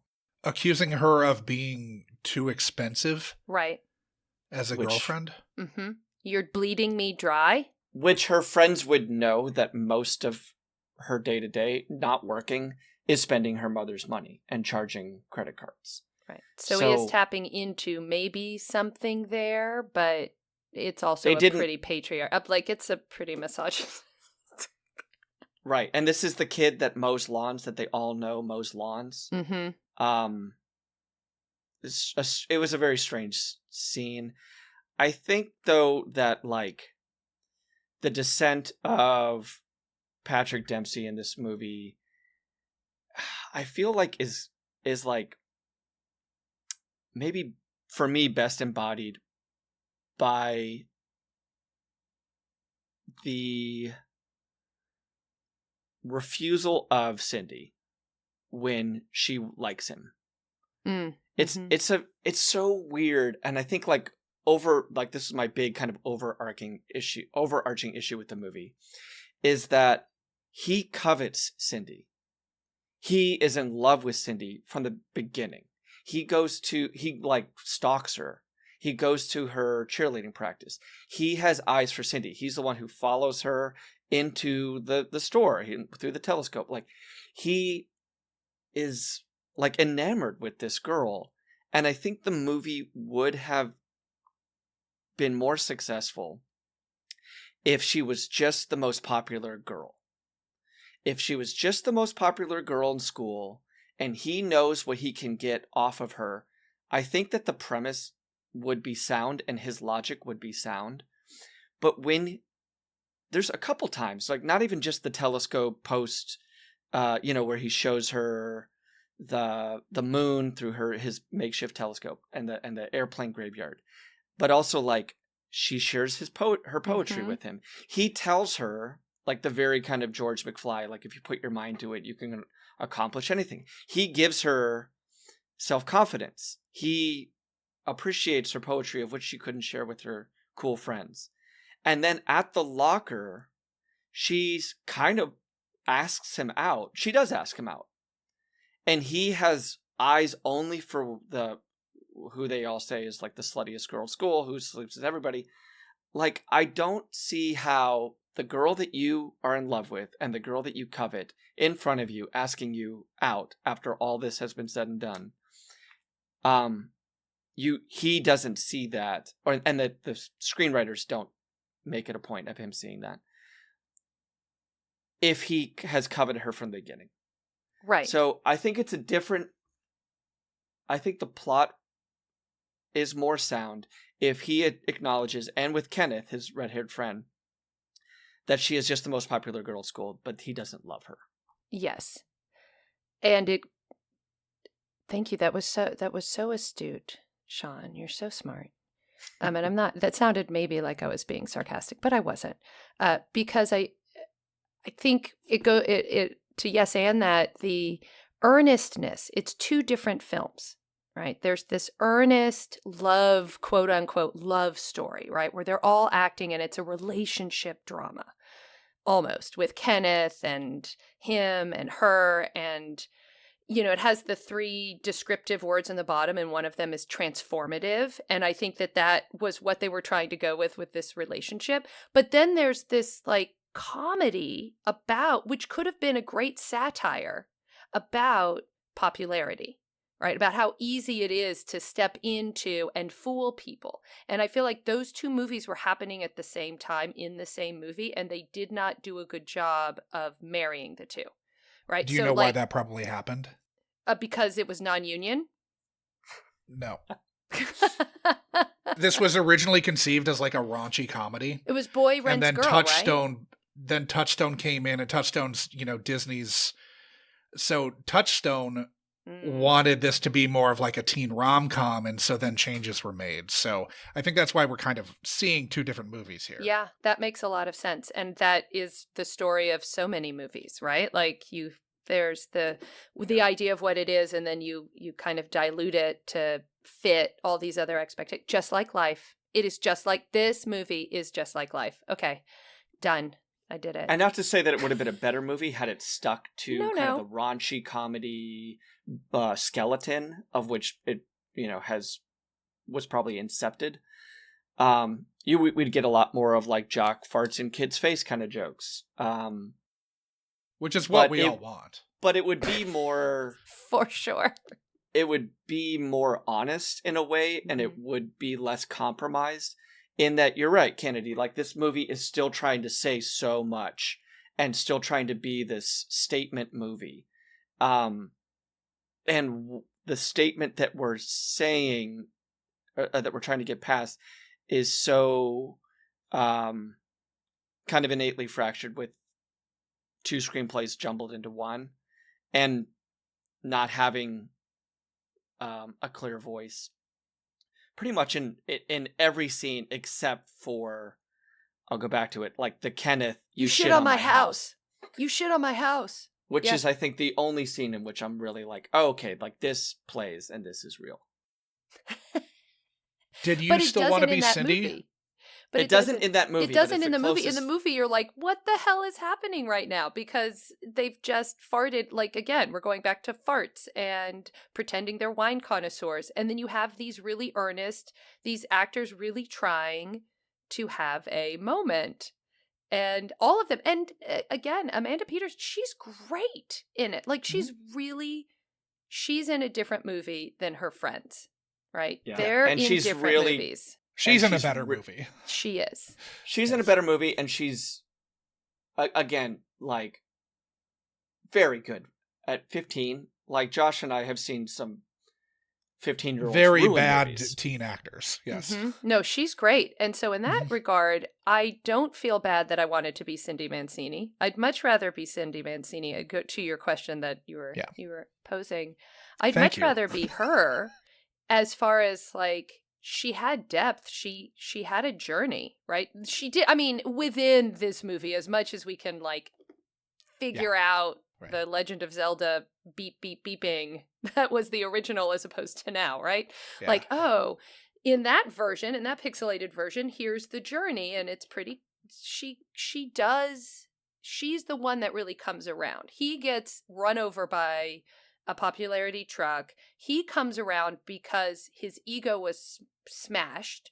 He doesn't come around because he loves her. He kind of does, right? He kind of realizes it. But it's only because everybody rejects him and he ends up sleeping on a burlap sack. Cindy comes around because she's like, oh, well, I guess he does have the "you shit on my house." So I guess he does have some realizations of how bad he was.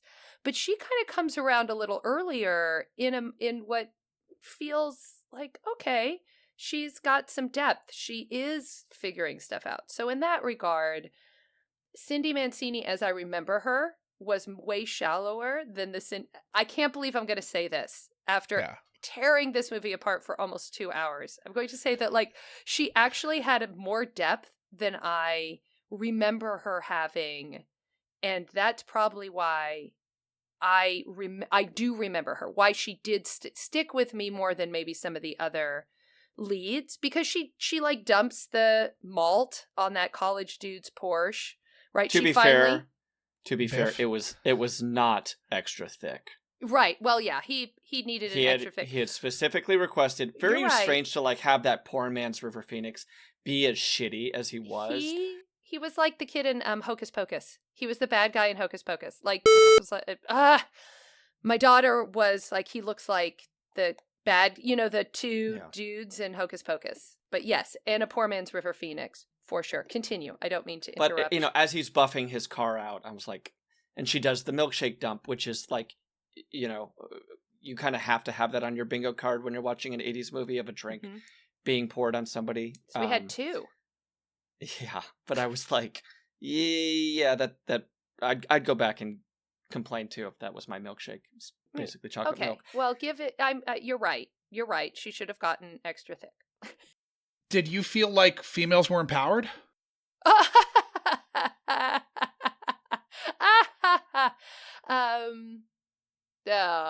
Well, that is a fraught and complicated question in the 80s, like given the entire genre and context. I feel like Cindy Mancini was not necessarily empowered, but I feel like she acted on her own agency in as shallow as a way as we could get given this movie. Like, she's not going to be empowered in any sort of real way because there's no one in that film who's thinking in any way that could represent an enlightened or empowered woman at the end of this. But she does reject some of the things in it, right? She is struggling with what it means to be popular. Is that what she, this idea of who she is within in this larger context? She does see something deeper. She has, the poetry. It doesn't go anywhere after that. But she gets out of the car and goes for Patrick Dempsey at the end, right? And that, to me, I think in the broad strokes of like, whoa, what it means in 80s movies, maybe. At least she didn't, like, she goes for Ducky, which in Pretty in Pink, she doesn't go for Ducky, right? So I guess in that, I don't know. That question is like asking, I can't even think of the analogy question that would be appropriate for me to say, except for that empowerment in an 80s movie for a woman is probably not happening if men... Almost non-existent. Right. If it's a non-union movie that's done by men, produced by men, written by men, like that doesn't exist. But in the little threads that you could maybe grab onto, yes? Do you think there's a reason that you memory hold the second act? Because it's terrible. I think I just stopped at that white suede, man. I keep going back to it, but there was just that moment of like, oh my gosh. and he helps her. And they get together at Does the he, though? end. No, he doesn't, but he does in that he gives her money, right? Sure. And I guess I just didn't. As I got older, it is so fraught, to say the least. And there's not a lot of funny. Like, the middle is so fast. I don't know why I didn't remember the anteater dance, because that, when I saw it, completely is another touchstone of, like, my childhood, of that, the idea that this dance, and you're like, oh no, he's going to do it, and everybody, the tension of that, and then he succeeds. That was pretty impactful as a kid. I'm just surprised I couldn't remember that it was. That this was the bleeding edge of appropriation? Yeah. Which, as that little show went on, I was like, no, oh no. That was another moment of deep difficulty, watching and going, oh yeah, no, I watched that and A, thought it was funny. Oh, it thumbs up again. My AI is like, yeah, thought it was funny and thought it was an okay plot device, and that, oh, how embarrassing that he would do this African anteater dance. Like, all of that really hit to my, like, white guilt, right? Like, that struck right in that part of me. So I probably did block a lot of that out because... Question for both of you. Yes, again, I have done that dance at a party. I have not. Recently. I believe I actually did this part of it in an improv show on Saturday night. The hand Okay. pumping. Yeah. I was Not trying into- to twerk. Which It's also... the beginning of twerking, yeah. Cultural appropriation. Continue, Sean. Ask us the question. So, not in defense of Ronald, but did either of you... You won't find me doing that. Okay. I'll defend him. If I'm Ronald, and we get to that big reveal with Cindy where she exposes it, am I the only one that thought, I want my $1,000 back? No, because I don't think he has sworn secret. If they went to people's people's court, he would lose. Sworn services were rendered for life or longer. It did not mean. Yeah. It did not mean when they first made the deal, right? This was the contract that they went into. You are my girlfriend for a few weeks, a month, for 4 lunches, no pep rally, this, that, the other thing. Oh, by the way, my name is Ronald. The last thing, this is our sworn secret between us for life or longer. At that point, she has negated the part of the deal. And I'm only speaking about just the verbal contract that they've gotten into. But I think when you're angling for a BJ on the toilet, yeah, and reading her and reciting her poetry aloud, you've negated any grounds that you have towards. Then you needed to put that in writing, like he said. If first of all, none of it was in writing, right? None of it. This was a verbal agreement. So I don't think he had to an be on ironclad Josh's case here. Yeah, I think I got to be on Josh's team. I think they built a pretty good case to push her over the edge and be able to break that trust. They also how much strange did he get on the back of their agreement? So much. Yeah, but Strange wasn't what he was after. Like, Strange was popularity is trying to get with these popular girls. Right, but it was also the popularity. The popularity is now immediately invalidated. We see it within a couple seconds. Like, Iris won't go home with him. The jocks turn away from him.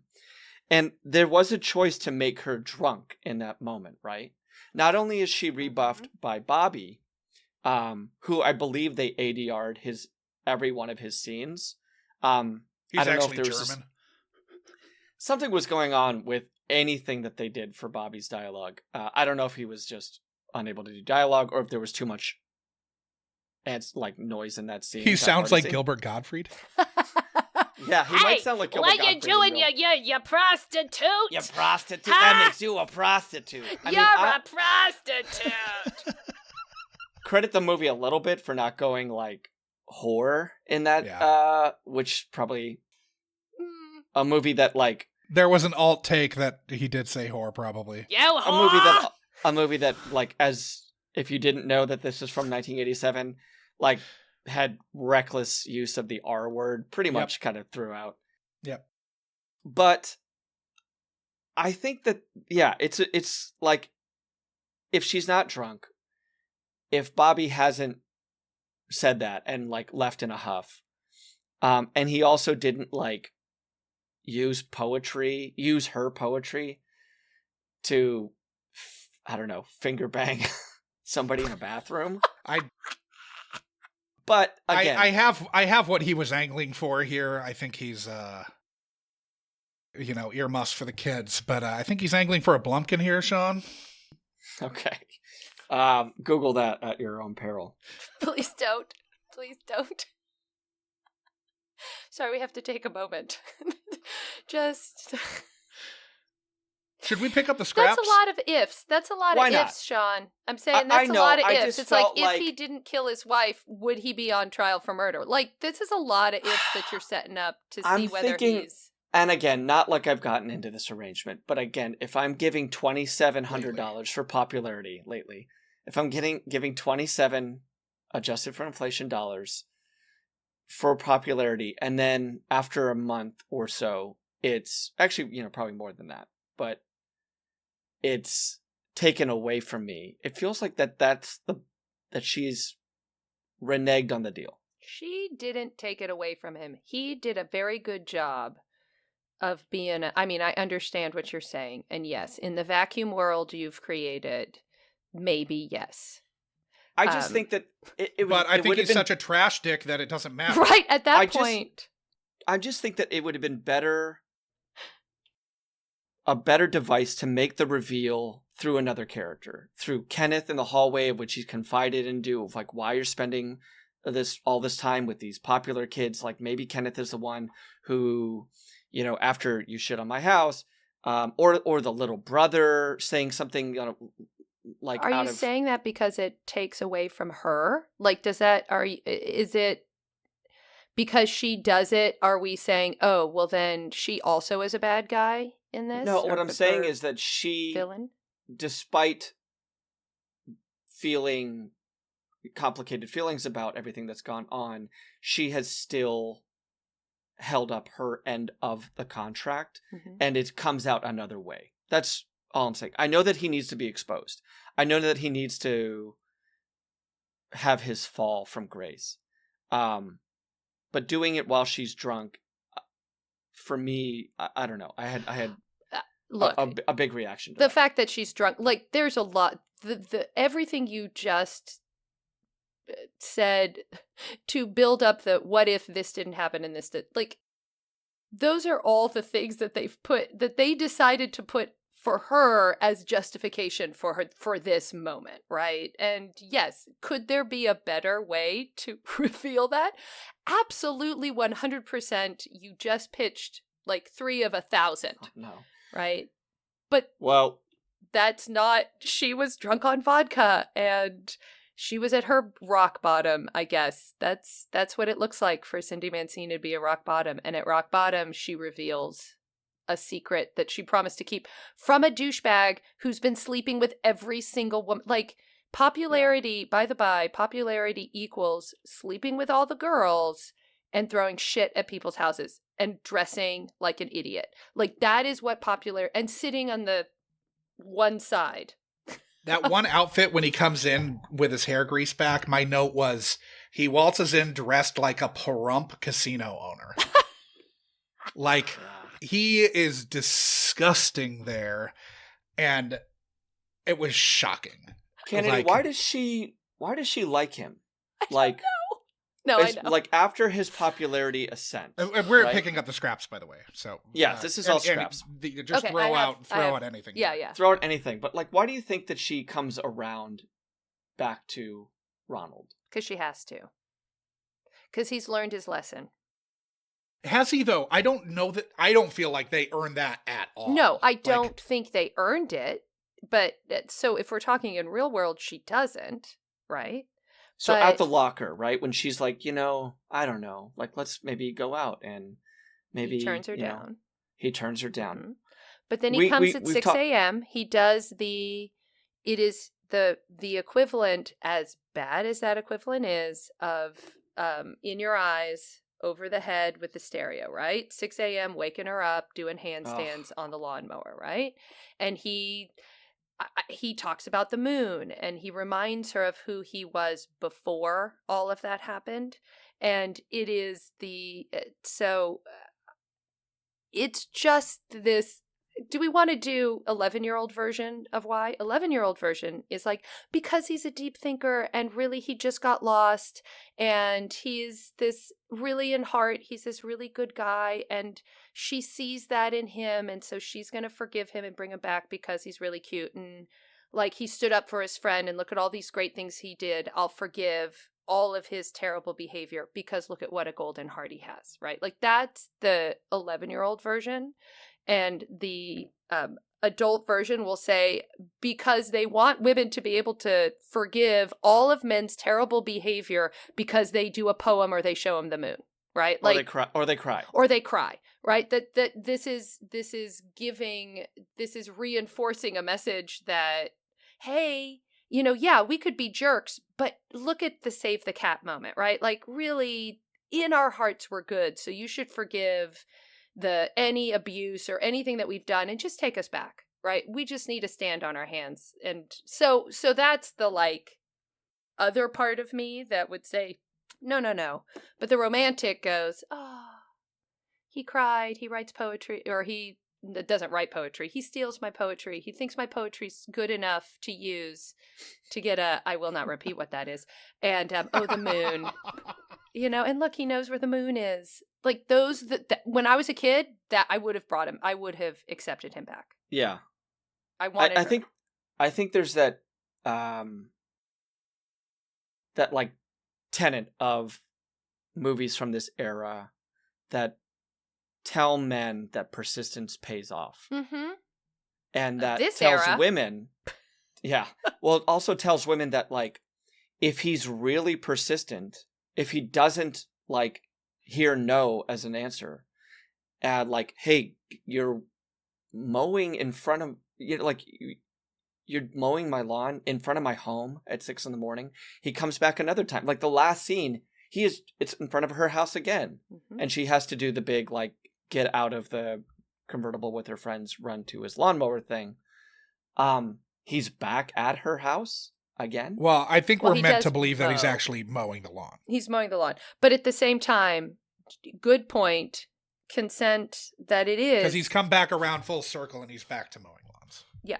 And that borderlines on permission for stalker behavior, which I could definitely like look back in behavior that boys would do and that we would engage in that does mimic that in a way and give permission almost to like, oh, I'm going to say no. No really means yes, right? This idea of I'm going to play hard to get, quote, any of that behavior that we all engaged in and thought was, oh, this is totally fine. And I look back and go, oh. But did we learn it from this? I don't know. Or if this, like, does art imitate life who knows, right? It's more just like that was pervasive in dynamics and relationship dynamics, especially cisgender, like for sure.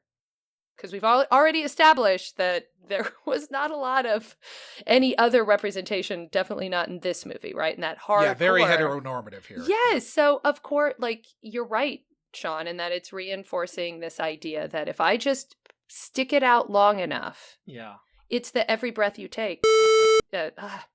My daughter is into the Police these days, and she was listening to Every Breath You Take, and she was really offended. She's like, this guy, he won't let up.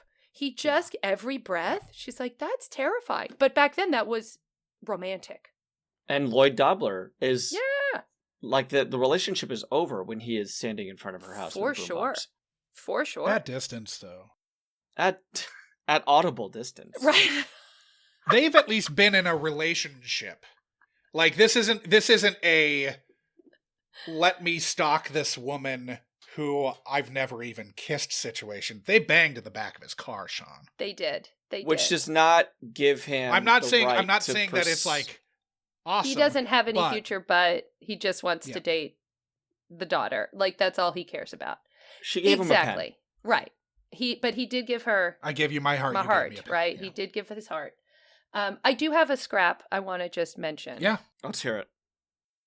In the holidays, in the locker room, I believe it's the blonde jock, one of the jocks, closes his locker and he has a Star of David on his locker. And then the girl, Iris, or whoever it is, has a red cross. And this is like during the holidays. I just found that fascinating. I don't understand. I thought it was a locker next to his. It and might not have been the his. locker next to him, but regardless, a locker is revealed, and one of them, and there's nothing else is mentioned about any of this. I just found it fascinating. I have the and note. very distracting. My note is like, I can't remember where it is, but oh yeah, Star of David on the locker for the one Jew in Tucson. Right. Did they mark him? Like, what is happening? Why do Yeah. we need to know? Was it representation? Did they suddenly feel like, oh, Hanukkah needed its moment too. Yeah. Yeah, we should. It could have just probably- been like lack of art direction in this movie, and they just had to use a real kid's locker, And that kid had a Star of David just on. and they his... didn't clock it. I don't know. That was pretty prominent, It feels like you couldn't not clock that, but especially when the red cross is like 3 lockers. It was. I and think I they're don't probably know... just using it to like qualify when that time is passing. Honestly, Absolutely, but totally. strange. But it did Strange. feel like I not strange that there would be a Star of David. I don't want to say that like there shouldn't No, be it's that just a strange choice. It was an odd choice. Yeah. To have that and just how they dealt with, and it brings me to like how they dealt with holidays, that was such a nothing burger Thanksgiving that like my daughter was like, wait, what happened to Thanksgiving when they were already at New Year's? Like, it's like the way they showed time passing was that, the Thanksgiving dinner at their house, where I believe they tell the son to shut up. I think that's the same scene. Maybe it's not, where they're eating the turkey. And then they represent Christmas by the locker slamming. 2 lockers, yeah. And they have these are 2 different holidays. And then it is New Year's. It just was like a interesting choice. So while we were watching, both Jackie and I clocked his house, and we both were like, this is a Chi-Chi's.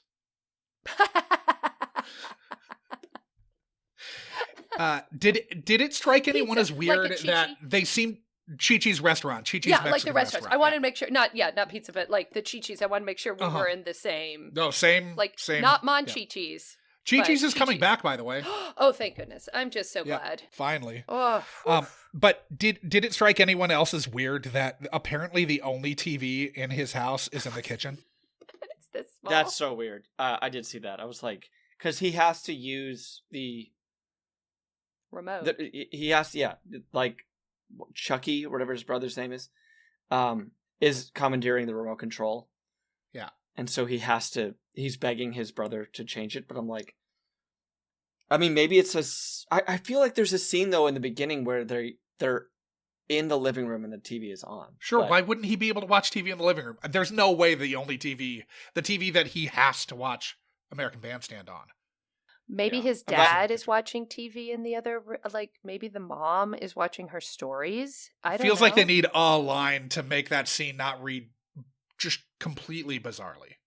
Except for then they'd need so many more lines because every scene in this movie Sure, reads so bizarrely. But Yeah. and also he's so close to the TV. It's like when we're going, I need the remote, when this just reaching forward and clicking at that point. It's not like our TV today where you got to figure out a button at the back that is like censored and which one is it? No, this was like, I had one of these TVs. You push the they had button, knobs. turn it off and turn it on. Again, AI is super excited about this one.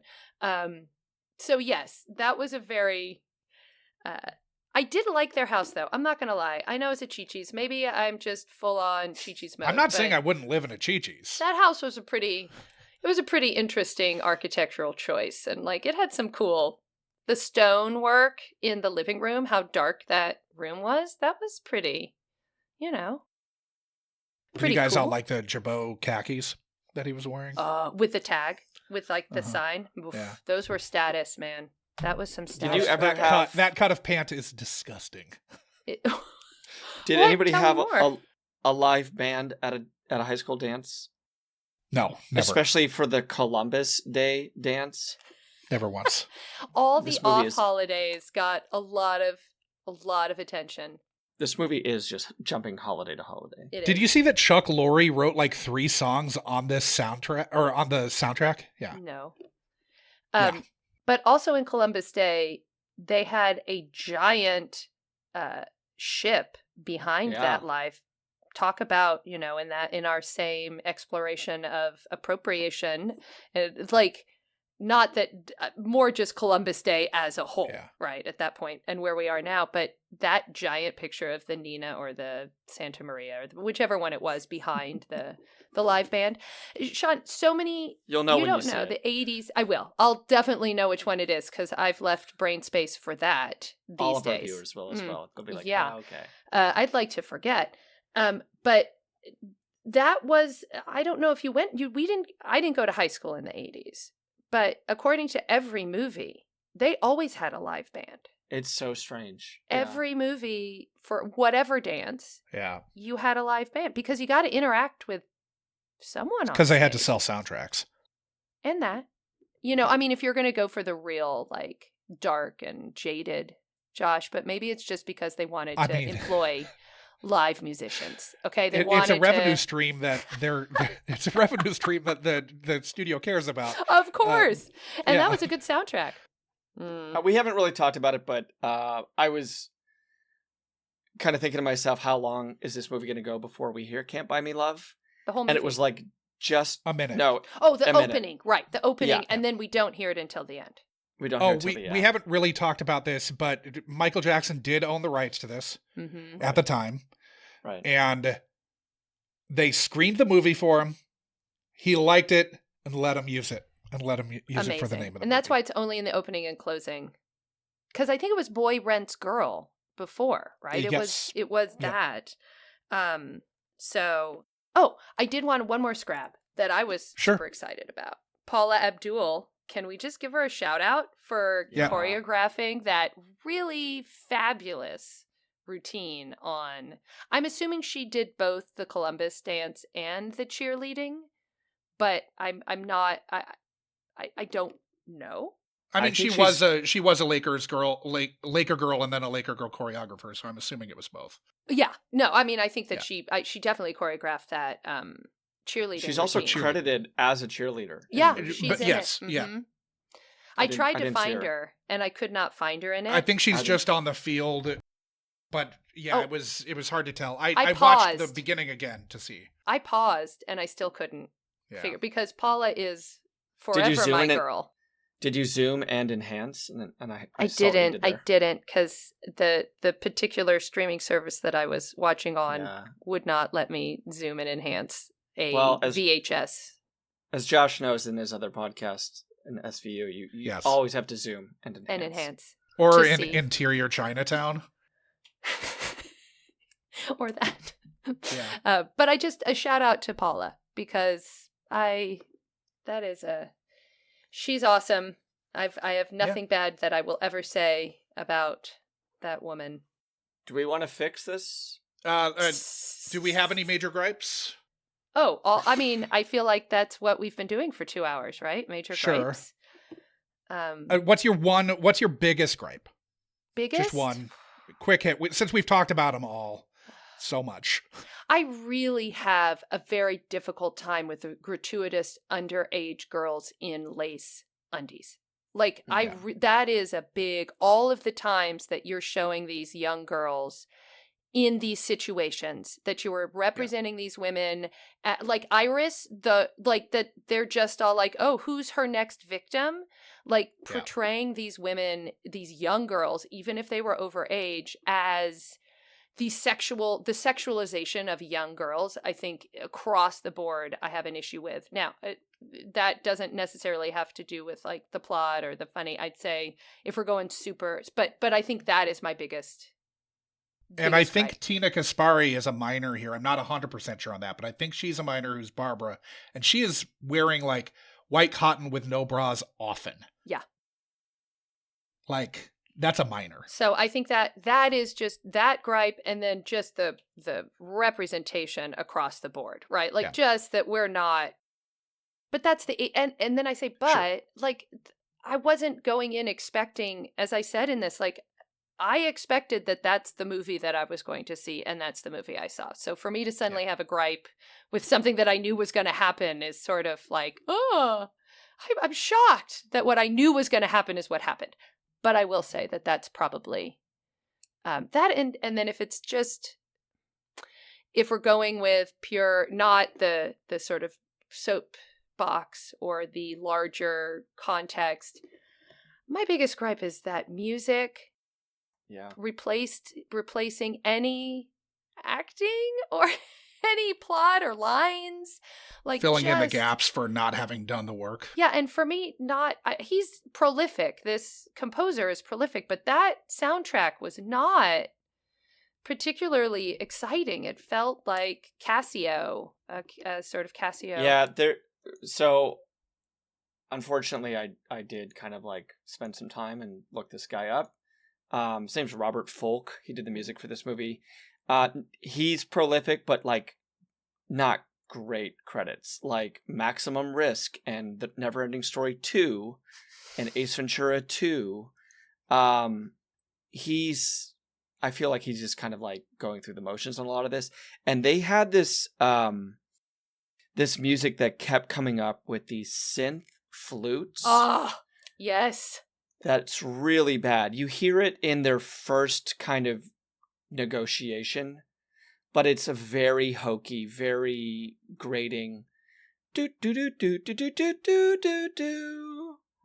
I'm like, what I'm doing sounds way better than how it actually sounds in the movie. Yeah.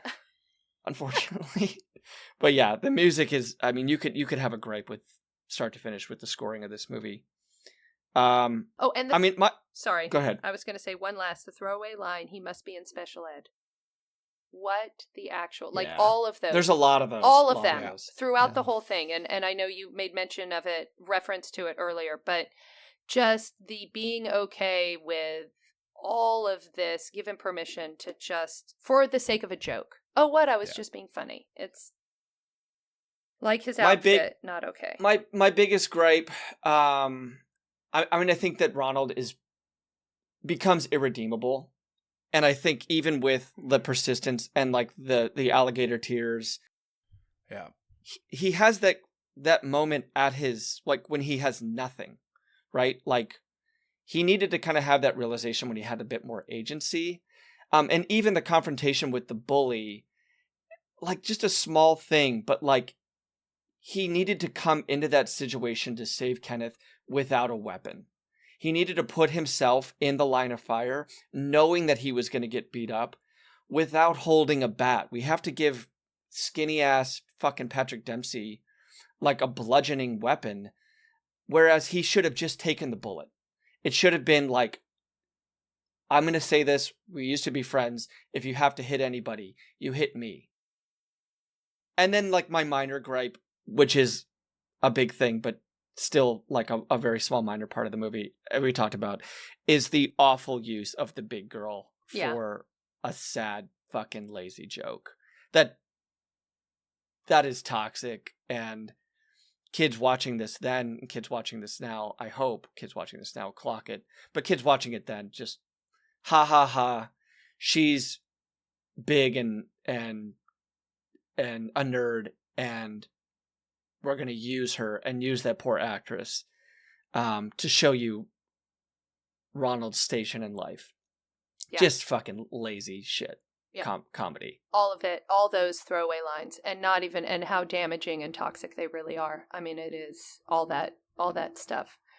He does, the big gripe, like cancel culture, he really should have just been canceled because they didn't do a good job with letting him, of redeeming him. in Yeah, that. and to quote unquote reward that character with the girl at the end to ride off into the sunset, which, Literally. Yeah. And with like, his cowboy hat. See, that was Uh-huh. some smart. They were like, ooh. Now I understand the cowboy hat. It took us getting to this moment for me to say, that was the artistic, that was some deep stuff. Sorry, continue. Josh, gripe. I think that this is like a blueprint for all the tech bro fuckers who would basically use their money to exploit people in people who are in need, like predatory capitalism. So yeah, I think it's obvious. I don't need to go into it further. All right. But I like to. I always love unpacking predatory capitalism. Come on. Yeah, Pretty Woman. I mean, that's all of it, right? Yeah. All of it. Not Fuck to drop that that movie, bomb too. at the end, Yeah. but I'm so on board with all of what you all say. Okay, so let's. How would we fix this movie? Just one thing apiece, since we're running long. Starting with Canedy, if you've got a fix. I'm gonna defer to you all first because it is hard to think about how it Yeah, remade. It was remade. I didn't see the just remake, but No, nor did I. I mean, they're two small things, and I don't know if they're saviors at all. I don't know if it would like help beyond the initial premise, but I do think making her mom super strict and super, angry, and that she is going to catch hell, and it like she's gonna go, one more screw up, Cindy, and it's off to boarding school or something. Raise the stakes so that her mother, the fear of her mother, feels a bit more of a deterrent in that, oh shit, I just ruined this thing. And again, like the kind of murkiness of their financial station, $2,700 outfit, is that enough that her mother would be like, yes, you made the right decision, or yes, like I could see why you did this, because you were so scared of me. I don't know. That's one tiny little thing. And again, I just think if Ronald appreciated or valued Cindy's popularity, knew she was the most popular girl in school, but didn't also love her, plausibility-wise, this makes more sense. Because when she does show feelings for him, if she's just the most popular girl in school, then it's things that he can't see. But this is what he wants more than anything, is Cindy. So, again, those are my two things. I don't know if we have a better movie here. It's just what I would have done. Listening, deep, active listening, Sean, to what you were just saying, I figured out what my fix would be. Okay. I think, taking everything you've said, because I think we've been talking about how this movie would need to be fixed throughout the entire, everything we've talked about is pretty much, everything needs to be fixed, except for Cindy Mancini's hair, because that was awesome. Yeah. I think Cindy Mancini ends up with Kenneth. Wow. I think that's how you fit, because Patrick Dempsey, she realizes that he didn't really love her. He loves the idea of her. He loves the popularity where she can get him, but he has never once shown, throughout the whole thing, except for the one line, you can do anything you want, right? That one scene. He hasn't shown actual genuine interest in her. So we have a scene with Kenneth where that is, if we're going to go with this idea of Sure. the nerd becomes, if we're doing this same idea, and that you actually can't buy love. So we're like, yeah, you can't buy love. That's right. He realizes, oh crap, I've been a total asshole. I don't know what he does. He goes and mows off into the sunset, but maybe we even give him a nod of I get it now, seeing them ride off. Yeah. In the yes. cabriolet. Mm-hmm.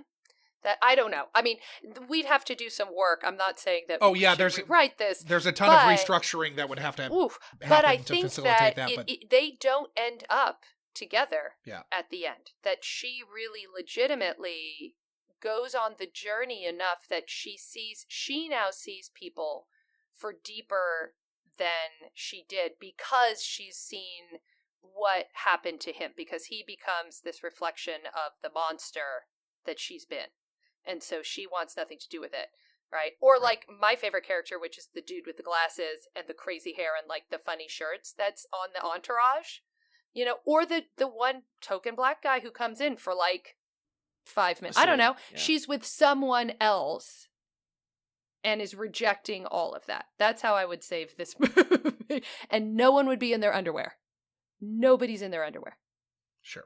I mean, they're all wearing underwear, but nobody's in it only. Yeah. Okay. Yeah. I mean, if you were going to fix it and had to keep it with the two of them getting together, you have to massively rewrite his descent. Mm-hmm. I think the impetus for everything has to actually be goodwill and not like opportunism. I think you can't have him like then going and like running through all of her friends. Like none of this can happen. You can't have the breakup be as like there's so many points where he's like moves a step past beyond redemption.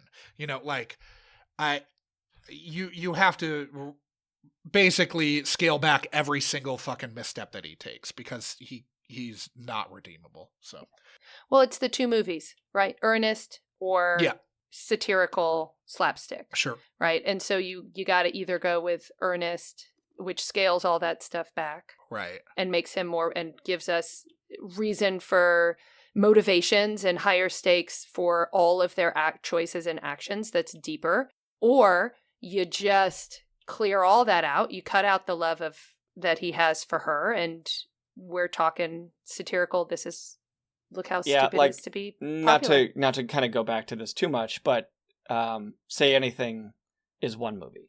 Yeah. And a lot more effective because of it. Yeah. Mm-hmm. It's Ferris totally Bueller. united. Ferris Bueller is a one, like that's not a love story, but it's a what, like you have one. Yes, but Say Anything is a coherent voice. So tone. Yeah. The tone from start to finish. All right. Saving Graces.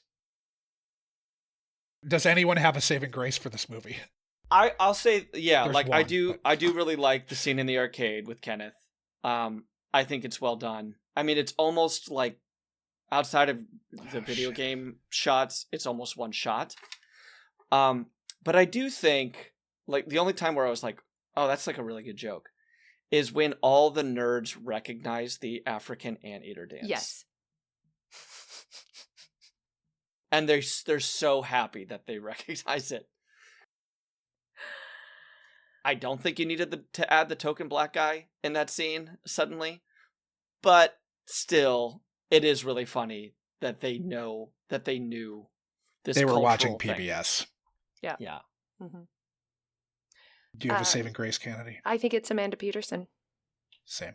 I'm going to give her, like, she did a really lovely job with some pretty crappy. I mean, and Patrick Dempsey did the best he could too, but he's a bit chewing the scenery in some of those scenes. But she really, I mean, she embodied it. And that's the thing I remember most about it as a kid, like, is her. And just, so it makes sense too that I would forget the middle because she's not as prominent in the middle. But yeah, I would say it's her. And it just is more tragic that you know, knowing everything else makes that sort of a yeah, she was robbed a good career, and she was robbed a good life. The projects too that would have subsequently come from this, because this was a breakout performance for her. This was a movie that a lot of people saw. I don't know box office, but I'm imagining it made back its budget, especially 31 million. Yeah, that's a lot for this type of movie. It was 34th at the box office in 1987. Yeah, non-union feature. You assume it made 6 times its budget. A lot of people saw this. Calculated for inflation, that's $2,700. So they did. Patrick Dempsey, goes off to have a really great career. Although it takes a long time. It takes a long time after the initial teen Tiger Beat kind of fame to wear off. But yeah, she had with good a good screenplay and a good director in hypothetical projects that come after this, she has a solid career. Yeah. But she was derailed. Nope. Yep, but she was robbed of that. Mm-hmm. So, Canedy, you were looking forward to revisiting Can't Buy Me Love. How did you ultimately end up feeling about this film upon your return to it these many years later? Oh, the way I feel about so many of those movies from that time when I go back and watch them and I go, darn, damn, shit.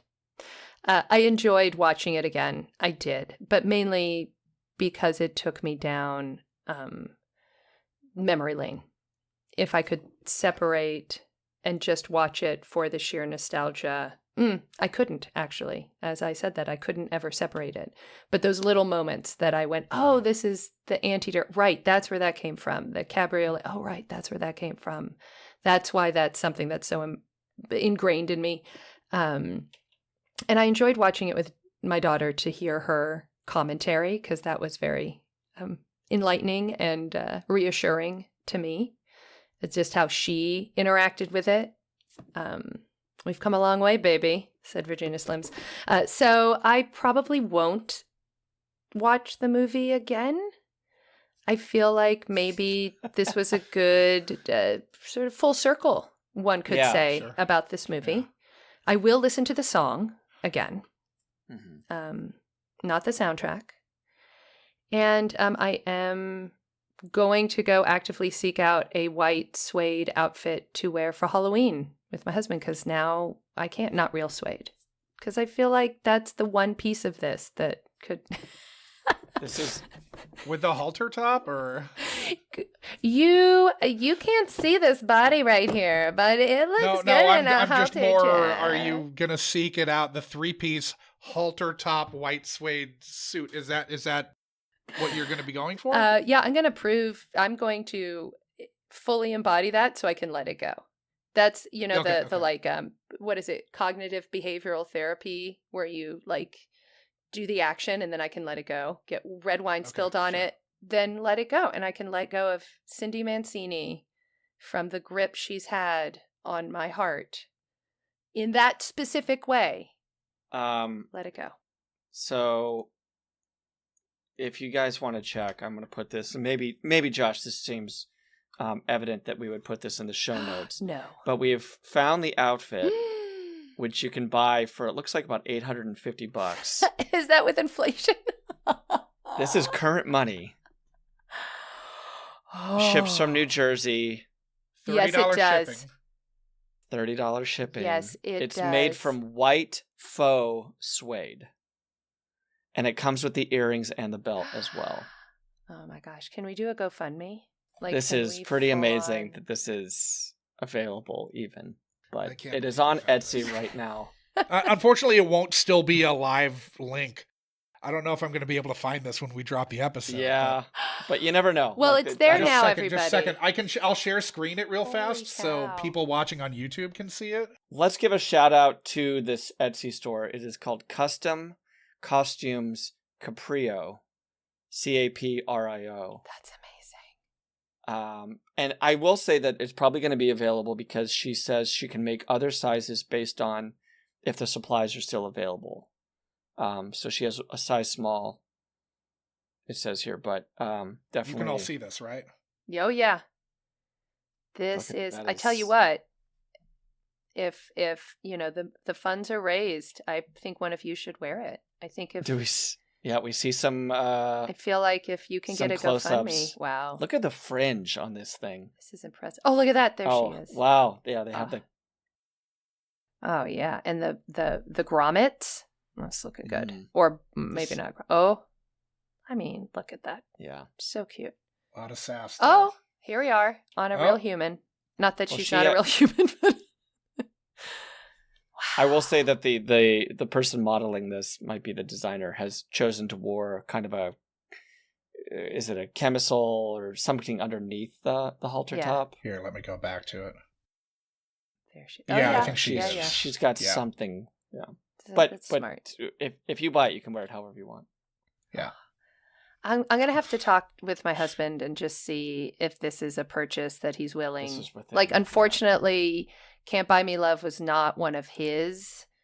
Sure. He's never seen this movie, so it's not going to be quite as enticing. This doesn't to fulfill see some his wife. fantasy for him? No, this isn't like the Leia fantasy in Empire or Return. Yeah, it'd be on Jabba's palace. I was full on. I think Leia in Empire is definitely much more appealing, but in Jabba's world, it's not the same. So I don't think he's going to go be down for. What you should do is, like, when he requests on a special night, maybe his birthday, that you wear the Leia outfit from Return of the Jedi, that you show up as, like, the Moon of Endor Ewok, like, speeder bike Leia. You know my husband. You know he'd be That's more probably down. more alluring. Yeah. Also, I don't know what relationship you think we have, but those that doesn't ever happen in our house. Will you please dress as Princess Leia in his Dutch accent? No, he doesn't. But if I did, I'm sure he'd be super happy. He's a Dutch guy. They're very enlightened. They're very open-minded. They're very open-minded. So, anyway. I'm envisioning Paul Verhoeven. Oh, yeah. No. I just watched RoboDoc, the 5-hour RoboCop documentary. So. Yeah, no. You've seen him. He's, he's made appearances as my AV. No, I'm just like coordinator. attitudinally speaking. Oh, yeah. No, that's definitely what he's like. Well, I think, Canedy, that this podcast can be a good bookend for you on this relationship. You can have, you can revisit it in your memories and whatnot. And the podcast episode will always be there to listen to if you need a refresher. But I think I think that there are a certain percentage, maybe a majority of our guests that feel similarly, that they had an experience, that they appreciate the experience of going back to it, but this might be where the road ends. Yes. Unless says, I really want to watch that movie again. Unless your daughter. Oh, shoot. Unless my daughter said, you can just beep it out every time. Just go beep. I'm just having to, like, give myself time. No, don't do that. I'm so sorry. When these are happening. I know. I'm so sorry. I really keep forgetting. I did that when we were at our baby shower. We weren't going to say her name. And I totally said it just like I did here. And everyone went, oh. So, this is a pattern. I actually, even if she asks, I don't think we'll watch this movie again. I feel like, we're done and it will live. So thank you both for allowing me to put a nice little bow on this memory from my childhood, and I can let it go. Because you can't buy love. So before we say goodbye to listeners at home, where can they find you, Canedy? In my basement here in front of my computer. You can find me. Most of the updates will be on my website, CanedyKnowles.com. I am on the socials, Canedy Knowles.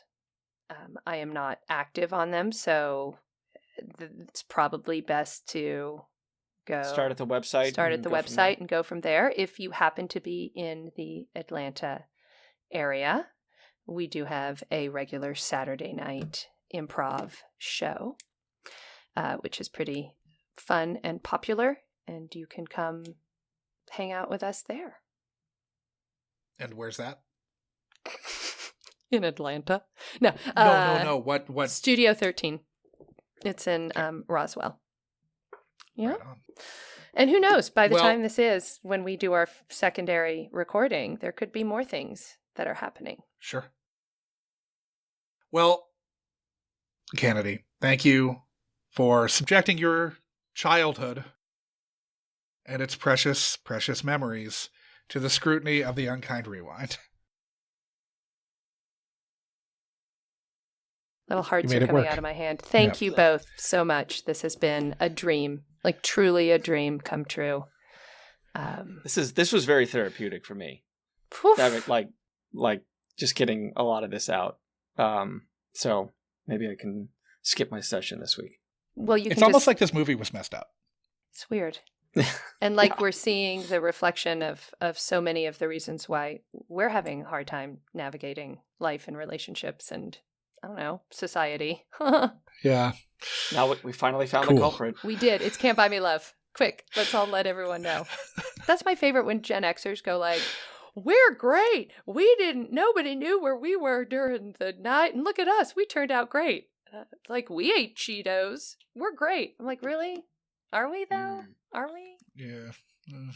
We are. Not so much. We're awesome. Best generation.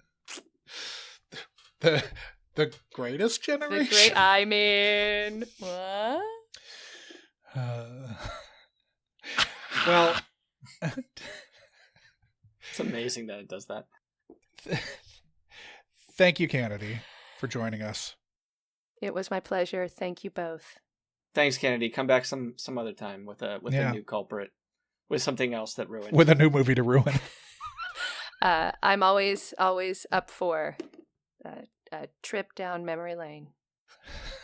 Well, thanks again. And we'll see everybody next week. Bye. That was another installment of The Unkind Rewind, mining our childhood for content, one film from a guest's past at a time. Unkind Rewind is a Munchcasts production and can be listened to wherever you download your podcasts and watched on the Unkind Rewind YouTube channel. Music for this and every other episode of Unkind Rewind was composed by Divorcio Suave. Rate, review, like, and subscribe to Unkind Rewind on Apple Podcasts, YouTube, Spotify, and Good Pods. Links to all of our social media accounts are in our show notes, but you'll find us as @UnkindRewindPod on Letterboxd and nearly every social media platform, all of which can be found at our website, unkindrewind.com. If you have a question, concern, complaint, or feedback, you can email the podcast at unkindrewindpod@gmail.com or call into our call-in line, area code 507-479-6440, and leave a message that can be played on air. Fans should join the Munchcast Discord to discuss this or any other episode of The Unkind Rewind with like-minded people. This dialogue may just make it into a future episode of the pod. The Unkind Rewind Patreon will be coming soon, so start squirreling that pocket change away. Thank you for listening to The Unkind Rewind.